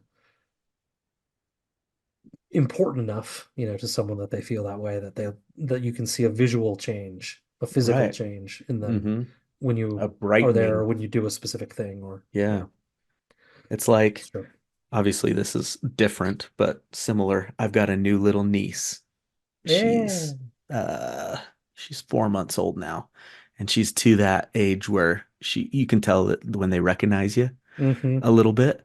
Mm-hmm. And boy, when that little gal, I guess I should think up a Oh, nickname for her geez. too. Well, I Yeah. already have a nickname for her. I call her Wanda. Okay. Why is that? Because for all my nieces and nephews, actually, have I said this before? I On don't my know. on my side of the family, I've got nicknames for all of my nieces and nephews that are like maybe like 80s names, like Okay. like Mm-hmm. names that were popular then, but you Yeah. don't know anyone named that now that's younger Yeah. than like 45. Yeah. Yeah. So like I've got my one nephew I call Carl. I've got Wanda. I've got a Gary. I've got a Tina. I've got a Tina's a good barb. one. Um, and then, oh, yeah, yeah, those are all of them. I think my mom's name is that Tammy. I think that's one. Oh, that's a good one. That would Yeah, be a good one. yeah. Yeah. So Wanda is the new little Wanda. baby. And, like we came over there the other day and my sister was there with Wanda and she saw me and I was like, Wanda. And that toothless, big Uh-huh. baby smile Yeah, like lit up her face. yep. And I could have melted into a puddle right there, That's seeing that awesome. smile. I was just like, give it to me, give it to me. I want to hold the baby. But Uh, my but it does it like it brightens your day. I'm not a baby guy. I'm not a kid guy. I love my own kids. I was good with my own kids, I think. Still am Uh-huh. good with my kids Uh-huh. for the most part. But my nieces and nephews, I love them, but like I'm just not good in general with babies and kids. I'm just not.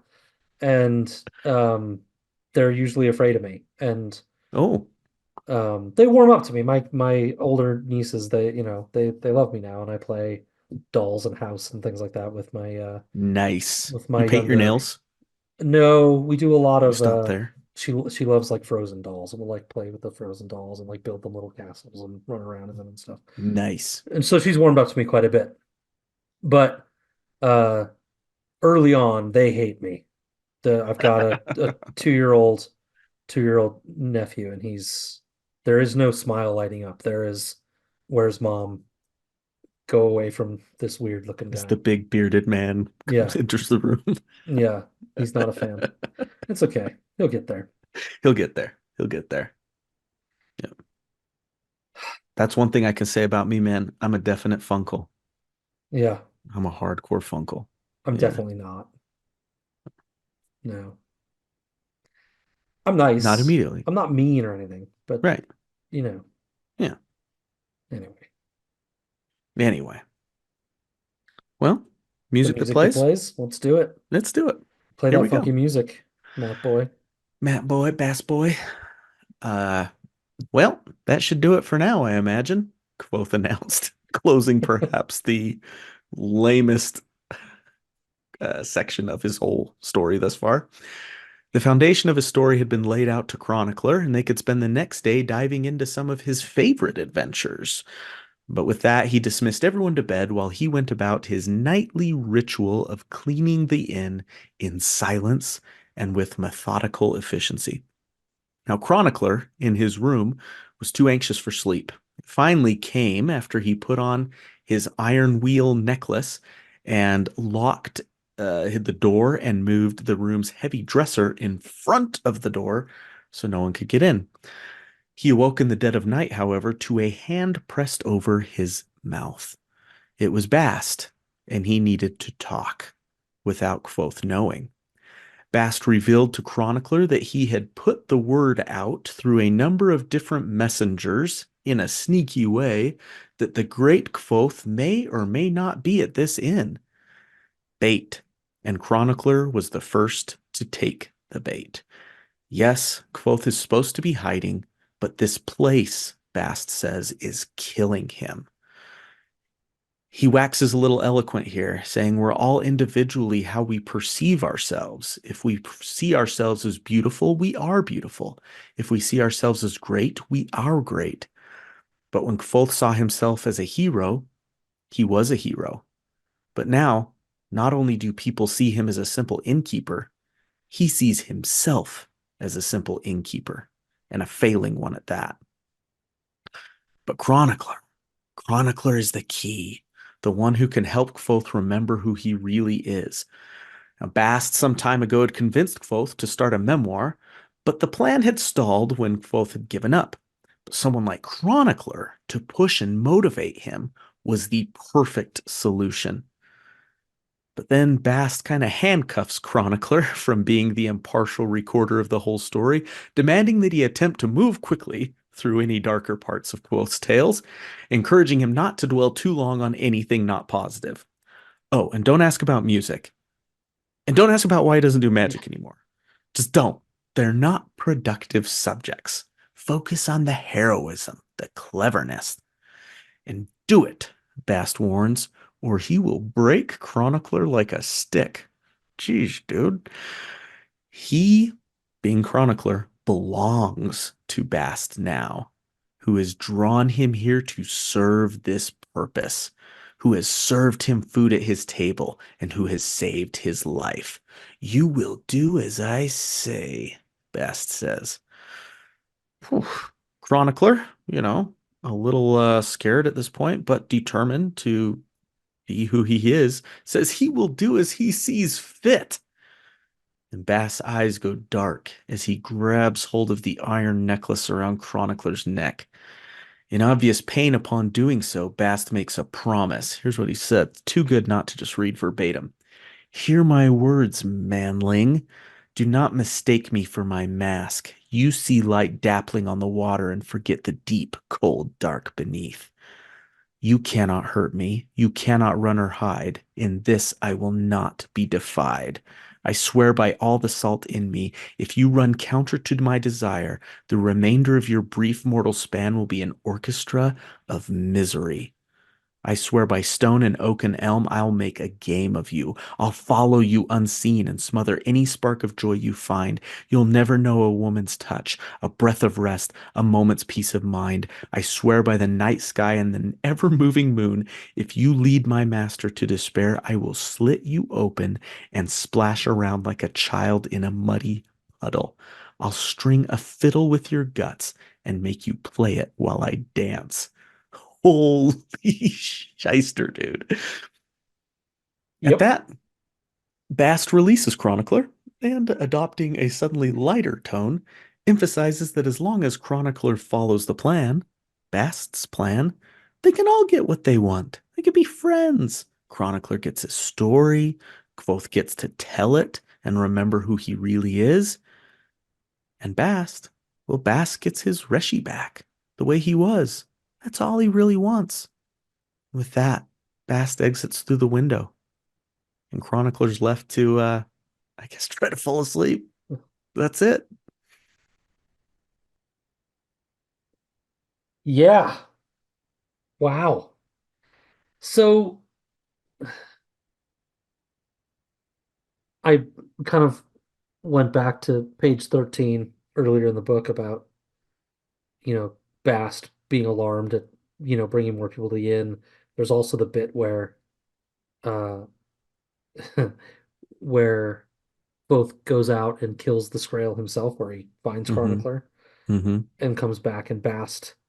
I mean, they do seem dangerous, but Bast plays up how his master never should have gone out and done that by himself. They're so dangerous. You can't handle that all on your own. You're lucky to be like he's just he's just blowing him, building him up, right? Right. Yep. Like everything we read from Bast now, we have to go back and inspect and be like, oh, he I was see just what you're trying to doing. build him up toward Yeah. this memory of himself, right? No one could have survived that. Yeah, exactly. Wow. All Wow. those spiders by yourself? You pooped in the toilet, right? Like, the No Scrael. way did you eat 4 chicken nuggets. Or what a big boy. Uh, I, we have, I feel like I got to go back and read every single thing, every single interlude again and be like, oh, that's what Bast was doing, Yeah, yeah, yeah. right? Yeah. Because he's clearly got a whole path a whole road he's paving here. Um, for himself, he says he just wants his sweet Reshi back. Uh, Pat has weighed in on Reshi. Uh, he says it just means sweet and loving. So it seems like it's just like a term of endearment Hmm. that he has. Yeah. And I don't know that we can maybe speculate that on in It's Devi like After me Dark a little calling the bit, but baby Wanda. yeah, yeah, it's like a title. Yep. Um, anyway, yeah, let's be friends, my guy. Let's put aside all the threats that I just made Let's do to this. your Yeah. life Yeah. and soul and everything else. Hmm. Painful threats, I might add. String a fiddle with your guts. Your And moral make span you will be an play it while I orchestra of dance. misery. Yeah, man. And then he wants to be friends. Yeah. Oh, creepy, dude. Creepy. S- So we've had this whole book. We've had the idea that the chronicler is here of his own accord because he heard a rumor somewhere that Quoth might be here and he wants to get the story. And we've had the idea that this is important because Quoth wants his story to be told and there are important things that people should know. And we come to know something really important in this chapter that it's not about that at all for Bast. Bast is organizing this whole thing, shepherding it himself in order to get Quoth to just do something, to be Hmm. himself, right? And that's really what this is about. And so does the story matter at all? I mean, we've known from the beginning. We have a story and we have a story within that story. And we've had hints that this story and what's happening at the end actually is still very important. There's this war, there are these demons and stuff coming over the mountains and doing things. There's something still very important to happen, you know, in this world, it seems like that I would guess is going to happen by the end of the third day, by the end of the third book. Yeah. But so then you get to the, does the story within the story even really matter? Other than filling in the gaps of who this guy is and what will he be capable of when that threat comes in the third day, it's almost like a Shaggy Dog story in and of itself. Why do we care? Do you know what I mean? If Yep. the whole goal really is for Bass to get him to recognize who he is because whatever, he's going to be needed for some reason, then the rest of it is all just window dressing, right? Yeah, technically. I mean, On the other hand, it's brilliant storytelling. yes. Yeah. Yeah. I don't want to say I don't care what happens to both because I do. Right. But if it's all just Yeah. leading to, I mean, if it's already happened and it's done, and we know that he's obviously survived, he's in this state of mind, Life's a then yeah, journey, what not does a it matter? destination, right? The Hmm. old quote. So like, yes, we should just enjoy the story that we're getting. So maybe I'm looking at it too negatively. It's a story just like any story that I enjoy reading. Also, though, there's this extra bit that's going to happen at the end that has been informed by this whole story Right. that I will also enjoy. Maybe I should just look at it more positively. And I wonder if like if that's the conundrum Patrick finds himself in, Yeah. as he tries to, write this third book. Uh-huh. Like, how do I make it the choir just all harmonize, Uh-huh. This Yeah. backstory that I've spent books telling, this Yeah. story that's still going to happen. How do I make that all work in a satisfying way? It's quite a thing he's built for himself here. And What now did he needs to stick the landing. you alluded to it in your summary. What do you think of Bass' suggestions about avoiding the dark topics? I think it's hilarious. Where he's like, "Well, don't talk about this. Hey, you can't talk about this. Yeah. You can't talk about this. But keep doing what you're doing. You're Yeah. key to this story, man. Just, It reminds me of Gandalf with Pippin, right? In yeah, fact, Pippin, it's better if you don't talk at don't all. talk at all." Yeah. Uh, It's but interesting because so much hinges now on what Bast wants. yeah. Like, why does he want his Reshi back? I, Mm. from what we're seeing here, I have a feeling it's not just because he He wants a likes friend some. back. Yeah. He knows Kvothe can accomplish something and is the only person in Bast's mind that can accomplish that. And so he needs him back in order to do that. Yeah. And what that is going to be extremely important. And so when he's saying they're not productive subjects, Yeah. it's like not productive to Kvothe's well-being because Kvothe seems like he wants to talk about music. He wants to talk about magic, obviously. He wants to talk about all those things. He's not shying away from the darker topics. Not productive to Kvothe or not productive to Bast's endgame. Right. Yeah. We've seen Quoth talk about so it doesn't seem like it's not productive to Quoth. Seems to like talking about those things. He's been talking about music and magic for 658 pages.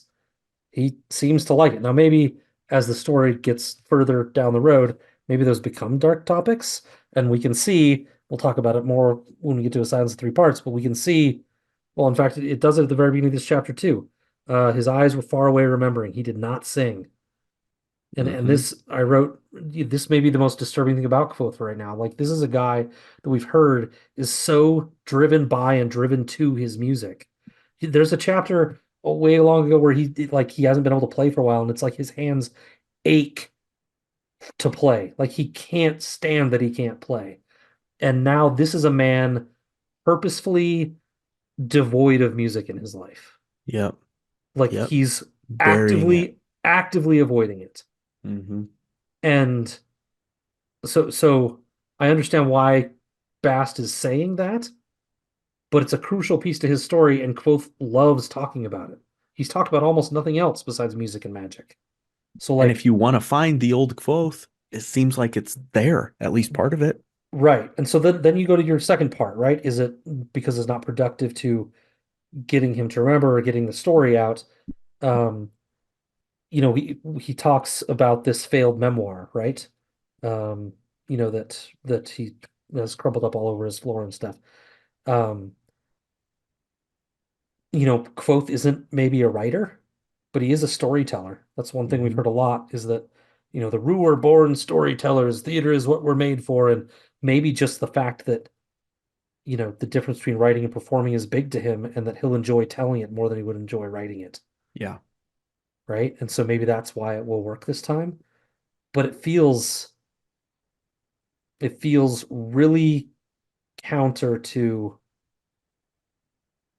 have Chronicler try to make both avoid talking about the things he enjoys and loves. Like if you want me to become me, and you're like, well, don't talk about A Song of Ice and Fire, Right. and don't talk about your kids, and don't talk about Soccer soccer, and and don't talk D&D in and acting, hmm. but be happy in your own skin. Well, how would I do that? Right. He's got to do that to be himself again. Yep. So it feels counterintuitive what he's asking him to do to me. But I appreciate your question, counterproductive how? To which angle, right? Yep. And it What do you seems think? like this story is more about what Bast wants than anything. Yeah. It's almost like that realization that, in Ferris Bueller's Day Off is really about Cameron. Hmm. It's like, is this book really about what Bast wants? Like, what's going Yeah. on here? Hmm. Yep. Yeah. Yeah. We'll get into more of that in the Silence of Three Parts chapter two. Um,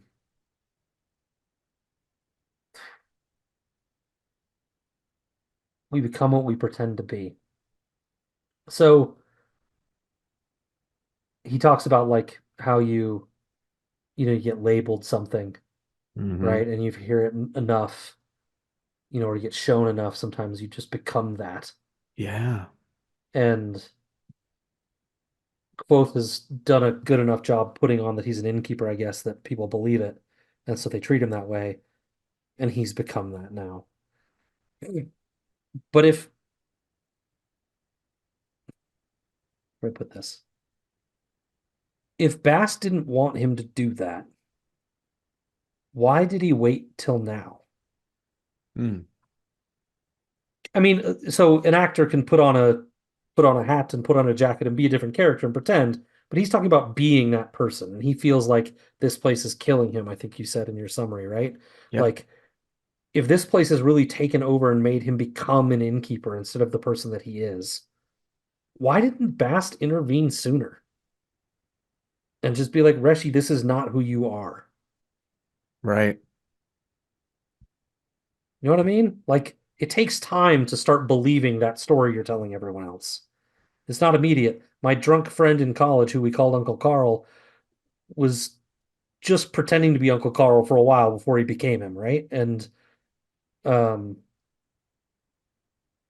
you know, there was a time where Quoth was just pretending before he became that innkeeper. Hmm. Yeah. It's a great question that you're asking, and I think there's a couple possibilities. It could be as simple as Bast underestimating how Yeah. deep into this Quoth would fall. Maybe he imagined that Quoth would be able to preserve the act, but Uh-huh. always remain Quoth underneath, And and then he he saw something, underestimated him and a little bit. then he saw something that made him think like, oh no, he's gone. Right. Yeah. Months ago or years ago, maybe there was a failed act of sympathy. He's like, oh my gosh, he can't even do it anymore. Yeah, like how far gone is this guy? Yeah. And there's people in this world, in our world, and I think Quoth may be one of them, where you can't tell them something. They need to be able to figure it out themselves. I've got people like that Inception. in my life. You have to like, it feels manipulative, but there's certain people I have to deal with in my life where I have to like, if I want something that I know, sometimes it's selfish, something that I want, but it can also just be like, I know this is good for this person. I have to like make it seem like their idea. I have to manipulate them into thinking that they thought of it in order for it to actually be received well. Yeah. And Inception. Yeah. Quoth is that way, I think. Yeah, maybe. So, So Bast holding an intervention isn't going to do anything with him. Quoth has to realize it for himself, almost like what Eladin seems to be doing with him in the meta story, the story within the story. so he's using Chronicler as the inception mechanism Yeah, to have absolutely. Hmm. Quoth remember who he is because he can only do it himself. That's interesting. Um, you're perfect, he says, right? You're perfect. Yep, Because just what we need. any other delivery mechanism might have just been like some one-off thing that hopefully made him remember who he was or made him fight or something. Hmm. Hmm. But this is a guy that Quoth already respects. He has a bit of a reputation already. This Devin Lochis, or whatever you say his Yeah, name. yeah, And he's a trained recorder of stories. He's very much like, okay, then what happened? Okay, then what happened? Okay, then yeah, what happened? And he's a captive audience. yeah. Yeah. So there's some trust there. Hmm. Uh, Yeah. we talked in the previous chapter, the previous interlude chapter about, how weird it is that they keep going, that they go back to the story before going to bed. We now see Chronicler getting ready for bed, and he can't settle down, kind of what I was alluding to before, Hmm. and he pushes the dresser drawer dresser over to block the door. Is he afraid of Quoth or a demon or Bast or all three of them, or he's just fidgety? What do you think? That's a good question. I think there is some fear of, over the past 3 days, I've seen great big metal spiders Hmm. and a walking zombie guy. Uh, Yeah. and I think there's legitimate fear there. And I've met one of the most powerful humans to ever walk the planet, Right. too. And things seem Yeah. to follow him. Trouble seems to follow him. Is he afraid of Quoth? I don't know. Do you think he is? No, I don't think so. Um, there's that chapter earlier where is it in this book? I get the interludes confused between the books sometimes Hmm. because they're kind of out of time, right? Like they don't always relate to the story within the story, and so Mm-hmm. I can't remember where it happened. So I better not say anything or I might spoil something. There is a time where Kvothe appears to be this angry, vengeful being, and it kind of freaks Chronicler out. Um, that's where I'll stop because I don't want to spoil anything beyond that. But I think there's certainly something within Kvothe to be afraid of, Sure. but I don't think Chronicler's afraid of him. Yeah, And I think he might be afraid of Bast now, but I don't think he was when he went to bed. I agree. So I guess he's just freaked out about the world. I mean, he did he did have a conversation with Kvothe about demons not existing, and now he's just been told that, at least according to what the Prentice would understand, this was a demon, and that there are Fae, and that there are demons adjacent to the Fae or whatever. So maybe he's just, yeah, dealing with the realization of the world is not the world he thought it was, and Yeah. and I guess a chest of drawers will stop it. I mean, there's also, yeah, there's just comfort, like ways to like Yeah. check boxes off in your mind. Mhm. Like, at least I know nothing's coming through that door, you know? Yeah. Like, this is crass of me and very 14-year-old of me. But the like I work from home often now, Yeah. and during those times, I'm the only person home. Yeah. Guess who still closes the door when he goes to the bathroom? Yeah. At home by Yeah. himself. I Nobody don't need to around. close the door. There's no Right. one around. Yeah. Let those particles and that stench fly through the whole house. No one gonna see. I could drop trow just down around the ankle, not Just even just undo the fly. I could just you could go, walk around the house naked if you wanted to, yeah, man. I don't even need to wear clothes. Yeah. I still shut the door. Yeah. There's like a comfort to that. I don't know. Comforts. Yeah. I don't know. Creature You comforts. know, Yeah. it could be as simple as something like that. It's like nothing's Yeah. gonna come through that door. Just But like why not? I know, like no, like my wife's not gonna come home in the middle of the day and Uh-huh. catch me in the bathroom. But let's shut the door. But, you know, and then Yeah. my mind is at ease and I can really relax. Yeah. And I can Makes start sense. doing some Sudoku. You do Sudoku? I do Sudoku. I do the Wordle. Yeah, Eh, every day. I do Wordle and Quordle and Sequence. Sequence is actually my favorite one. It's How four words, but you have to do them in order. So, how often do you get it? Do you get it every day?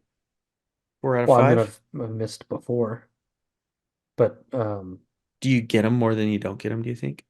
oh yeah. Nice. No, I mean, I've been playing for probably 2 years, and I think I've missed three or four times, four or five times maybe. Like missed, like didn't do it at all, or like Didn't did get the it word. but Yeah, didn't get the word. yeah, Bro, that's a great percentage. sure. I don't think it's Yeah. anything. I don't think it's. I think most people get it most days. Don't sell yourself short. Okay, Be like, dude, I'm amazing. I Are get you just sequence. are you just being Bast right now and trying to pump me up with my very regular accomplishments? Let's see. What do I need Scad to do? And I need him to be at his best to do it. Ace, I'm already started. I'm already there. Oh, here we go. You want to end this thing? Yeah, sounds three parts. Let's do it. Oh, I do want to point out real quick, one Hmm. line. You are not wise enough, Bass says. You are not wise enough to fear me as I should be feared. And the title of the next book, A Wise Wise Man's man's Fear. fear. I thought Hmm. that was interesting. I don't really have any It is. analysis of that, but you are not wise enough to fear me as I should be feared. The next book Yeah. is called A Wise Man's Fear. I can't believe I don't remember the line. There's a line in The Name of the Wind that says there are three things the wise man fears. One of them is uh a boat in a rainstorm or something, or something. Um something of a kind man. I don't remember. Yeah. The anger of a quiet man or something. Oh I can't yeah. believe I don't remember Because that. that's What kind me. of a fan Hmm. am I? Anyway, there are three things that a wise man fears. I wonder if Bast applies to any of them.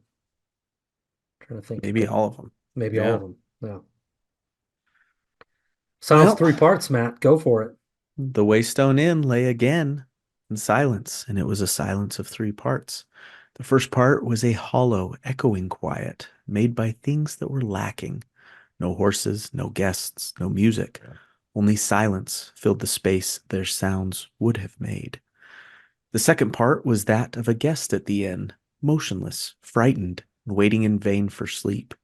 He added his silence to the larger silence. The third silence was more felt than heard. felt in the gray metal of the sword hanging behind the bar, of the dim candlelight in an upstairs room, in the crumpled pages of an unfinished memoir, in the hands of the man sitting there, eyes dark and distant. The third silence was his. It was the greatest silence of the three.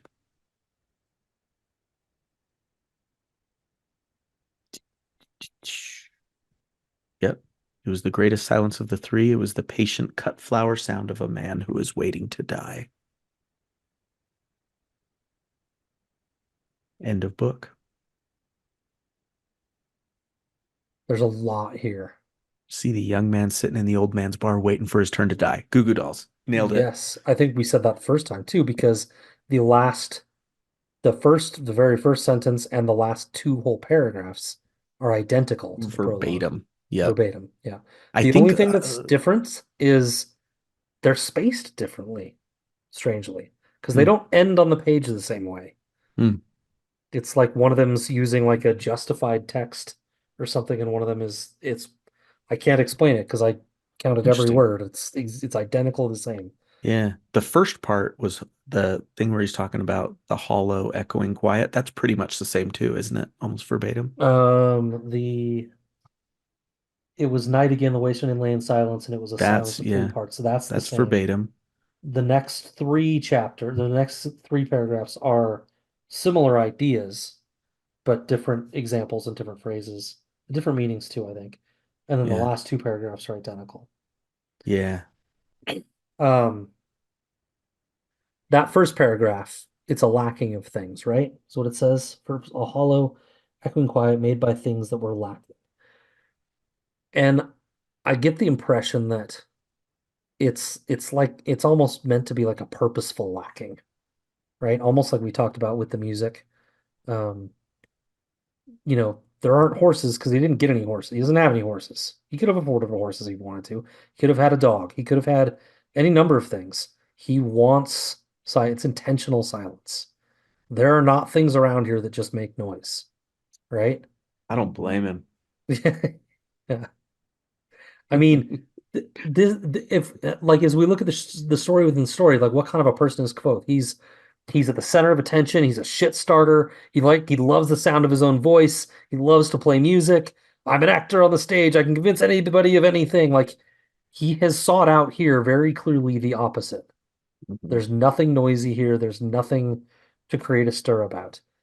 He's intentionally trying to be different than the person he was by being in this place, right? Nowhere. Absolutely. Nowhere. Yep. Hmm. Do you have anything on that first paragraph that stuck out to you? The second paragraph, it's about Chronicler, right? He's in a sweet smelling bed. The previous chapter said it smelled of lavender. But what's beautiful about this one is that silence from the first part, that first paragraph, it doesn't really mean anything unless there's someone to notice that it's silent, right? Unless you hear the quiet, unless someone is there to smell the stench from the open bathroom door, Matt, then does the stench exist, Right. right? Does the silence matter if there's no one there to notice it? It only has an impact because Chronicler's there to perceive it. It's quiet, too That's quiet, where it right? harmonizes him. Yeah, it's a little too quiet. Exactly. Hmm. That's where it harmonizes, like he says, Yep. right? It's so devoid of sound that he's irked by it, and that makes it palatable. It makes it matter. It makes the silence a character, like the One Ring or something, right? It's very cool. And it adds to his silence. Yes, Yep. yes, yeah, because it means he's both not wanting to disturb the silence, and that silence is adding to his own because there's nothing happening anywhere, and it's just palpable, right? Hmm. Hmm. And then the third silence is, I don't know, it's maybe a stretch the way I read this, but it's a silence of potential unfulfilled. Right. It talks I about the agree. tap room. A tap room should be full. It shouldn't be empty. The sword should be in motion. It shouldn't be hanging on a placard where you can't reach it, right? It's a weapon. It's meant to be used, not just sit there. The only thing moving are the shadows that are like The by candlelight. Yeah. definition like lighting other things that are The candle's moving, but everything else is staying still. It's like begging for things to move with it. The potential of the story that he was trying to write going to waste on the floor, but not forgotten. The potential for that story is still there, right? It's potential unfulfilled. And then it talks about the hands of the man pointedly, purposefully ignoring the pages. Yep. But he's not just ignoring the pages, he's ignoring all the things. All of these things are like parts of his previous life left unfulfilled, right? He's not using them. He's not leveraging for what they can do, right? He is he is the anti-gambit. He's robbing these things of their energy, right? Rather than imbuing the playing cards with kinetic energy, right? He's like making sure they do nothing, that their Hmm. potential is it's just potential energy, nothing active, right? It's just he wants everything still and suppressed. Old man sitting in a young man's bar waiting for his turn to die, right? Absolutely. It's almost like the care that he's approaching with Denna, like he's just like too afraid for anything to happen and he just has to like don't upset Uh, anything, don't Very step on the similar. creaky floorboard. Like, Uh-huh. Uh-huh.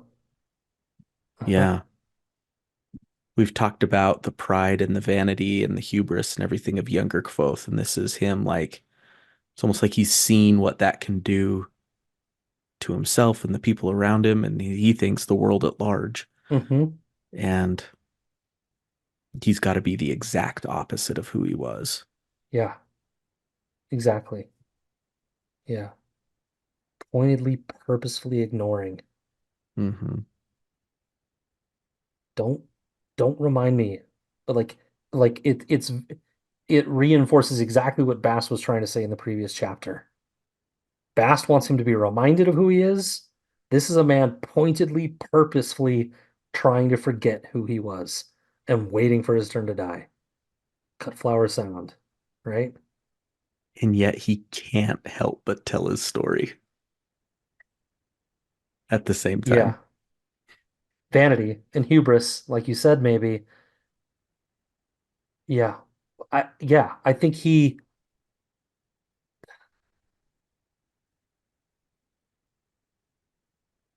let's play the game. What does he think will happen when this story gets out? Hmm. Chronicler's gonna go, he's gonna pay scribes to make copies of this thing, right? They're gonna get it in every bookstore they can. The story of Quoth, it's gonna be a bestseller. People are gonna come find him, right? It doesn't seem like 100%. it doesn't seem like what he wants. Yep. So there's this war within himself for sure, Hmm. I think, going on. But he just can't leave the stage. He just can't do it Yeah, he because he's a can't. Dimaru. He's something. He's something. Hmm. Well, it's these are the prologue, epilogue are beautiful pieces of writing. Agreed. Um, Diving too far into them is maybe a mistake, but it feels like there's so much in there Yeah, telling us about this man and this life he's chosen here, willfully chosen for reasons that we don't yet fully understand, right? But the clues are in there to try to get a semblance of that understanding. And it's right. fun. Yep. He's And I gonna don't think wake up. it's too big a spoiler to tell you that the prologue of the next book starts the same way with another silence of three parts. Well, I So guess I'll find out in a minute. you will. You will. And so will our listeners, I hope. Hmm. You have anything else to Whew, say on the silence of three parts? whew. I think anything else is probably a good Debbie After Dark discussion. Okay. Let's go to it then. All right. Thanks for joining us, Kelisa. And we'll see you next time. Stop if you want to avoid spoilers, because now we enter into the realms of Devi After Dark. Devi After Dark. Well, we already talked about Edgar from the Men in Black. Egger? Edgar. Yeah, so we don't need to. Well, we can talk more about him and what he is and Yeah. Hmm. So it probably came across in what we were talking about on the main portion of the cast, but I'm very wary of Bast. And obviously, I've not read A Wise Man's Fear, but I've given you full license to spoil. Listeners, Scad has full license to spoil me. I'm doing it for the good of the podcast. Um, so I don't have anything to back this up. We can't figure out, at least in this story, why Egger showed up in the first place. We find that maybe despite what he tells Quoth, I found the thing with the mail and his name and everything like that. Dude, what if Bast somehow got this guy to come to the inn? What if it was Bast all along and this was like a trying to wake up Quoth call? Yeah, it's I didn't get there somehow, but um it's reckless what Bast has done. Like assume his reasons were noble, right, in sending all these messages in a bottle out there. What if the wrong person gets the bottle, Hmm. right, and comes looking? And in this case, yeah, Edgar came and he got the bottle and has come looking, right? I'm saying, what if Bast with his abilities made Egger? What Right. if So I'm saying assume noble intentions. You're saying forget noble intentions. What if he's got bad intentions? What if he's a villain? or he's trying to wake Quoth up and Oh, he's okay. like, this'll Okay. do the trick. Try Well, spinning. That's a neat trick. that's a neat trick. Try creating a zombie for Quoth to fight. Maybe So, that'll wake him up. so big spoiler for you, and I guess for everyone, uh, if they haven't read it yet and are still listening. In the very next book, Bast does this, not with a demon, but he hires it's two or three dudes to come into the Waystone Inn and have Quoth fight them and thinking that it'll wake them up. And what's interesting about that is I don't know now what the timing is. Hmm. When did he set that up? Did he set it up before this demon thing came in? Yeah. Did he want to do both? If what you're saying is true and he actually set it up, is he setting up both things? He's just going to line up a fighter every day until he wakes up? Like, what's he doing? Uh, so yeah, I mean, the fact that he did it with three humans maybe doesn't preclude the fact that he might have done it with a demon Yeah, here maybe. at the end of this book. It's the same idea. So I can't say he wouldn't do it. He did it with humans. Yeah. It almost feels too reckless, but it was a thought I had. Like, Yeah, he's slippery, Bast. I mean, he claims he doesn't know what the thing is. He's acting, he's like trying to get, hand signals. Hey, Reshi, don't do it. No, he screams, when Chronicler's about to pull the sword out. So it seems he's at least acting like he doesn't know what this thing is and what its intent is. But he could just be acting, right? Like he's been acting, like we just yeah. said, like the page 13 stuff I read. He was acting about not wanting people to come see the Grail. He wants people to come, right? So maybe I wouldn't put it past him. Mm. And poor Quoth can't get it up. Yeah, that's a weird The thing. sympathy. The sympathy skit. Yes, I knew what you meant. Can't get the can't get the fire in his loins to respond. Uh, you'd think something like that would be somewhat like riding a bike. Sure. Not just like for me riding a bike, but like this guy was the Lance Armstrong of Sympathus. Like you wouldn't think he'd in what's it been? A handful of years? You wouldn't think he'd get on the bike and like not be able to do it. Not even perform, This is what was pretty a, simple. a simple binding. You're Hmm. literally binding the same thing to itself and trying to put it on fire with energy that's around, right?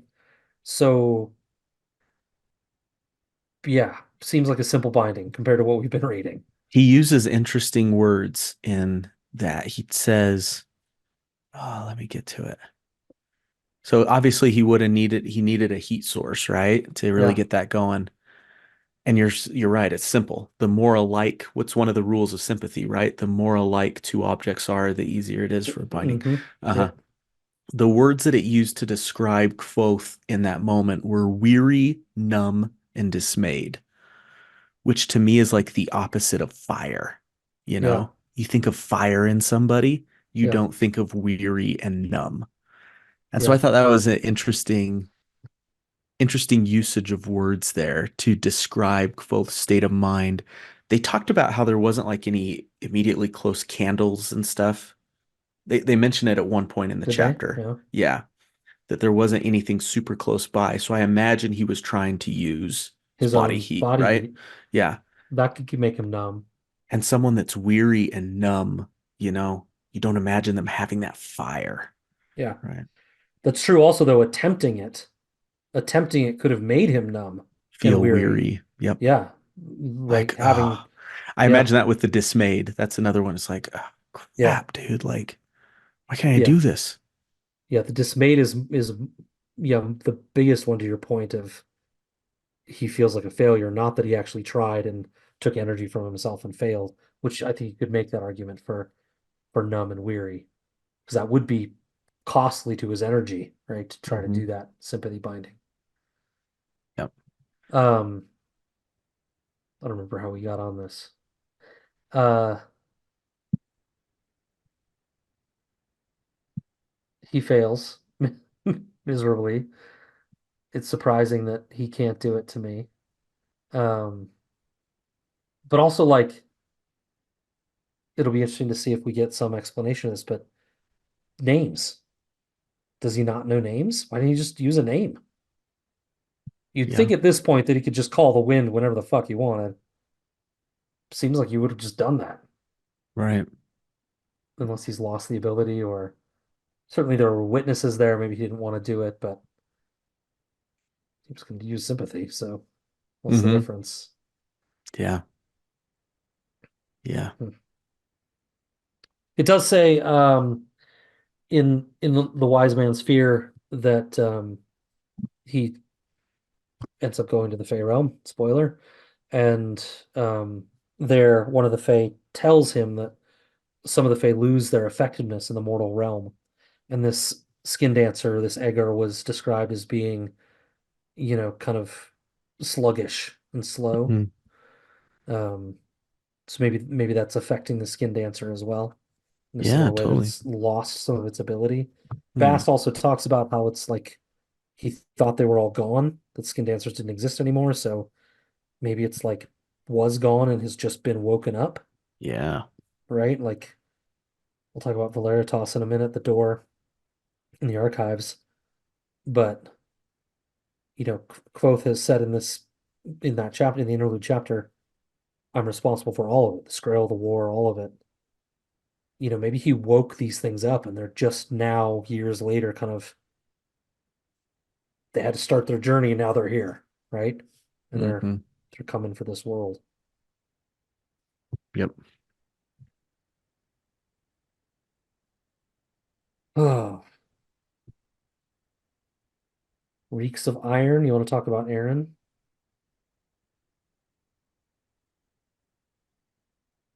Yeah, I guess maybe it's explained in the wise man's fear of Bast's avoidance of iron. Yeah, it's also I think in the lightning tree and or the narrow road between desires, which just released in December, which I did read, finished that one. Um, which is just an extension of the lightning tree. Um, yeah, he's Fey, and the Fey don't like iron, just like the demon didn't like it. Fair Um, enough. I think that's all there is to it. Um, I don't know that we've ever been told why. It's just they don't like it.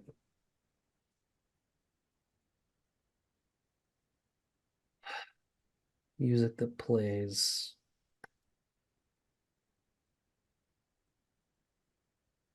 I've already covered that stuff about Bast. Do you have a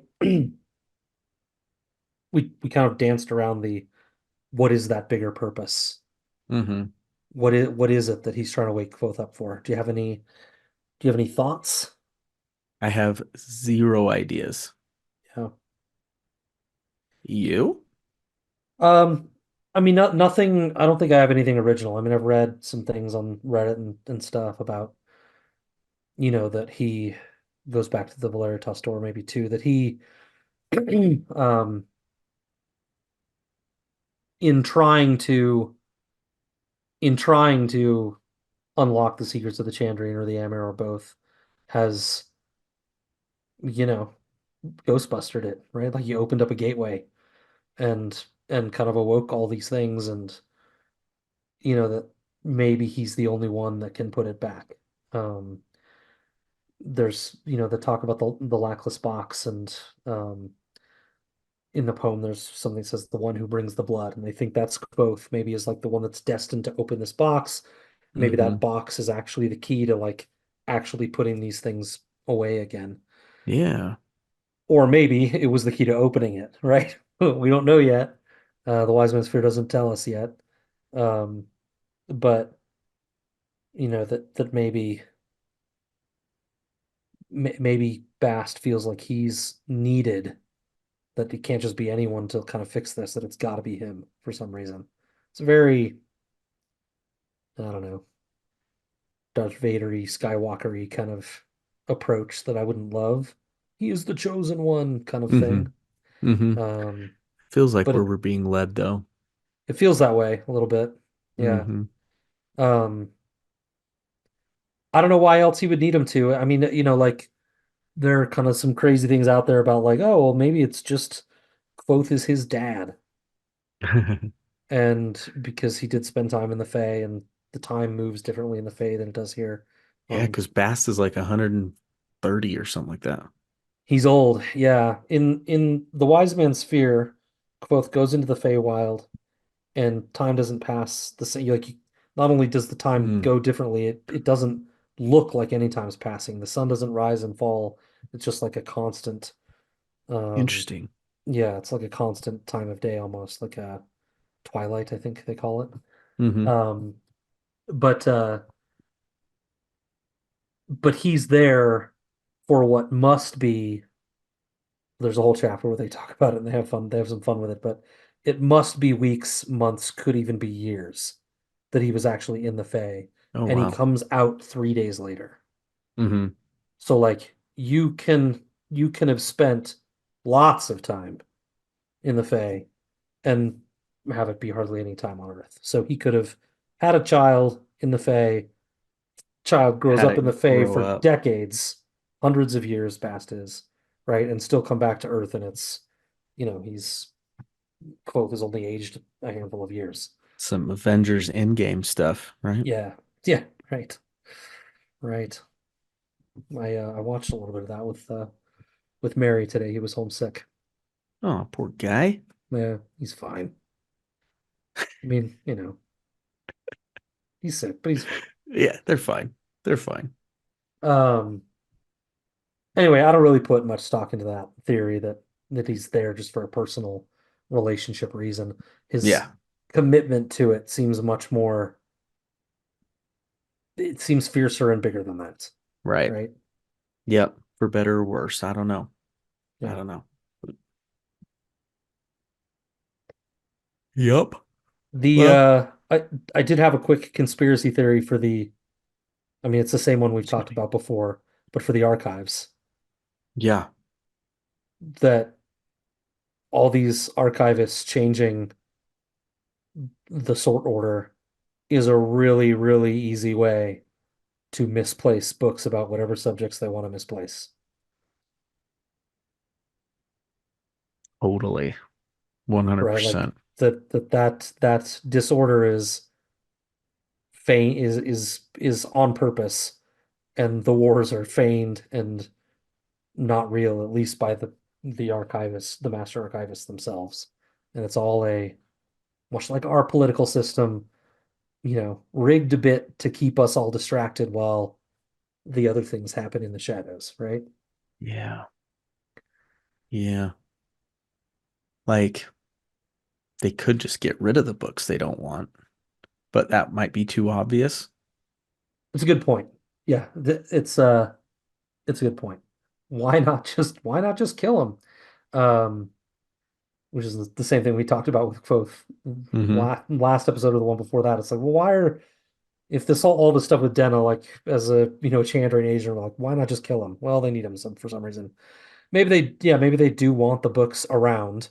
They want to have access to them if they need them, but they don't want anyone else to They know don't want about it to them. get public. Yeah. Yeah, Yeah. maybe, but eh, University's so screwed up. it is. Place sucks.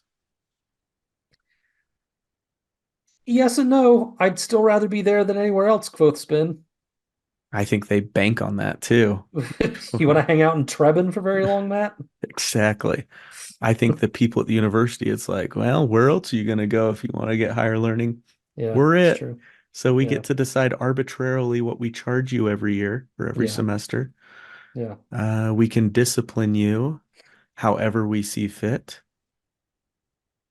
including physical Whipping. discipline, and then Yeah, kick you out after we whip you, yeah, by the way. Like, place is just effed up, man. yeah. Got a guy whose whole job is to archive things and he doesn't archive a thing. Like, Mm, it's true. like what does he do? Yeah. Also, the term archive is interesting in and of itself. Like the verb to archive. I don't know. I don't have it pulled up, but in my mind, it feels like putting away for like never using. Sure. Yep. It's not like, well, I'm going to archive that. Like I'm putting that at the bottom of the barrel where nobody never needs to find it. We know we still have it, but it's no one's ever going to find it, really. It's way back there. I do feel like I agree with you that it's put away. It's something you don't go to. Like old files you put in an Yes. archive. Right. But I do feel like with archiving, there's like a connotation of or an inference of organization. Like if you're Yeah. archiving it, like you're Yeah. filing it away. You're not just throwing it in a Yeah. arbitrarily in a filing cabinet or something. They don't call it this in Indiana Jones, but remember the scene where they file the Ark of the Covenant away, Yeah, and it's and just it's in the just big like it room. keeps kind of like pulling out, and it's just like this massive room of stuff, and you're like, there's all these things in there, and nobody knows probably what they are. Like somewhere there's a record of what all these things are, but we don't know. Yeah, they're all like tagged, I think. Uh-huh. They're tagged, yeah, but Yeah, like, is there a there's new not a lot of tag? rhyme or reason to. Did the recent Master Archivist replace the tagging system? So effed up, man. Yeah. Anyway. You have anything else you want to cover on Day After Dark? We had I some don't think Dennis so. stuff, but I don't have much for it. I feel like that would be a rehash of conversations we've already had. Yeah, Why she always needs to have a guy. yeah. I don't know. Hmm. Yeah, I think that's about all I got. On to book two. On to book two. Yeah. I'll my books are different sizes. For Ooh, those that don't know, I'm in charge of kind of like assembling the chapter lengths and stuff that Matt and I cover. Uh I don't know whether the 40-ish page rule will still work. I'll have to like try to figure that out. give it a shot. Yeah. Anyway. Figure it out, Scad. Yeah, I will. You want to sign off? Yeah, yeah, I do. I do want to sign off, and I want to use something that I don't have pulled up. Uh, this is Matt signing off with what Bast said. It's like everyone tells a story about themselves inside their own head, always and all the time. That story makes you what you are, and we build ourselves out of that story. Yep. Yeah, we totally do that. Like it's not even real. It's just like a narration of events we believe about ourselves Hmm. that may resemble the truth, but may not be really the truth. But it's the truth we live, right? Right. We It's make it our wacky, truth. Matt. It It's is. wacky. Yep. This is what I choose to believe about myself. Well, that's not true. Well, it's what I believe about It's what myself. I believe, so it's true to me. Yeah. Oof. If there had been music, but no, of course, there was no music. Of course, there was no music. I think that's supposed to mean something to us. There's a very specific reason somewhere that means music is off limits to this man now, Hmm. and we don't know what it is, No, we don't. but I want to learn. Yep. We talked about how music, saved him in many ways Yeah, at many points in the story. for sure. Yeah, Now it's not there. it's just not a part of who he is. It's the biggest damning thing about this whole existence he's chosen, right? Can't be yourself if you take away the biggest part of yourself. Yep. Yep. Well, thanks, Kalasar, for joining us. Yeah. For this book, we're done with it. We're Name of the done. Wind. Check it off, Name baby. of the viento. That's right. El nome El do nombre vento. del viento.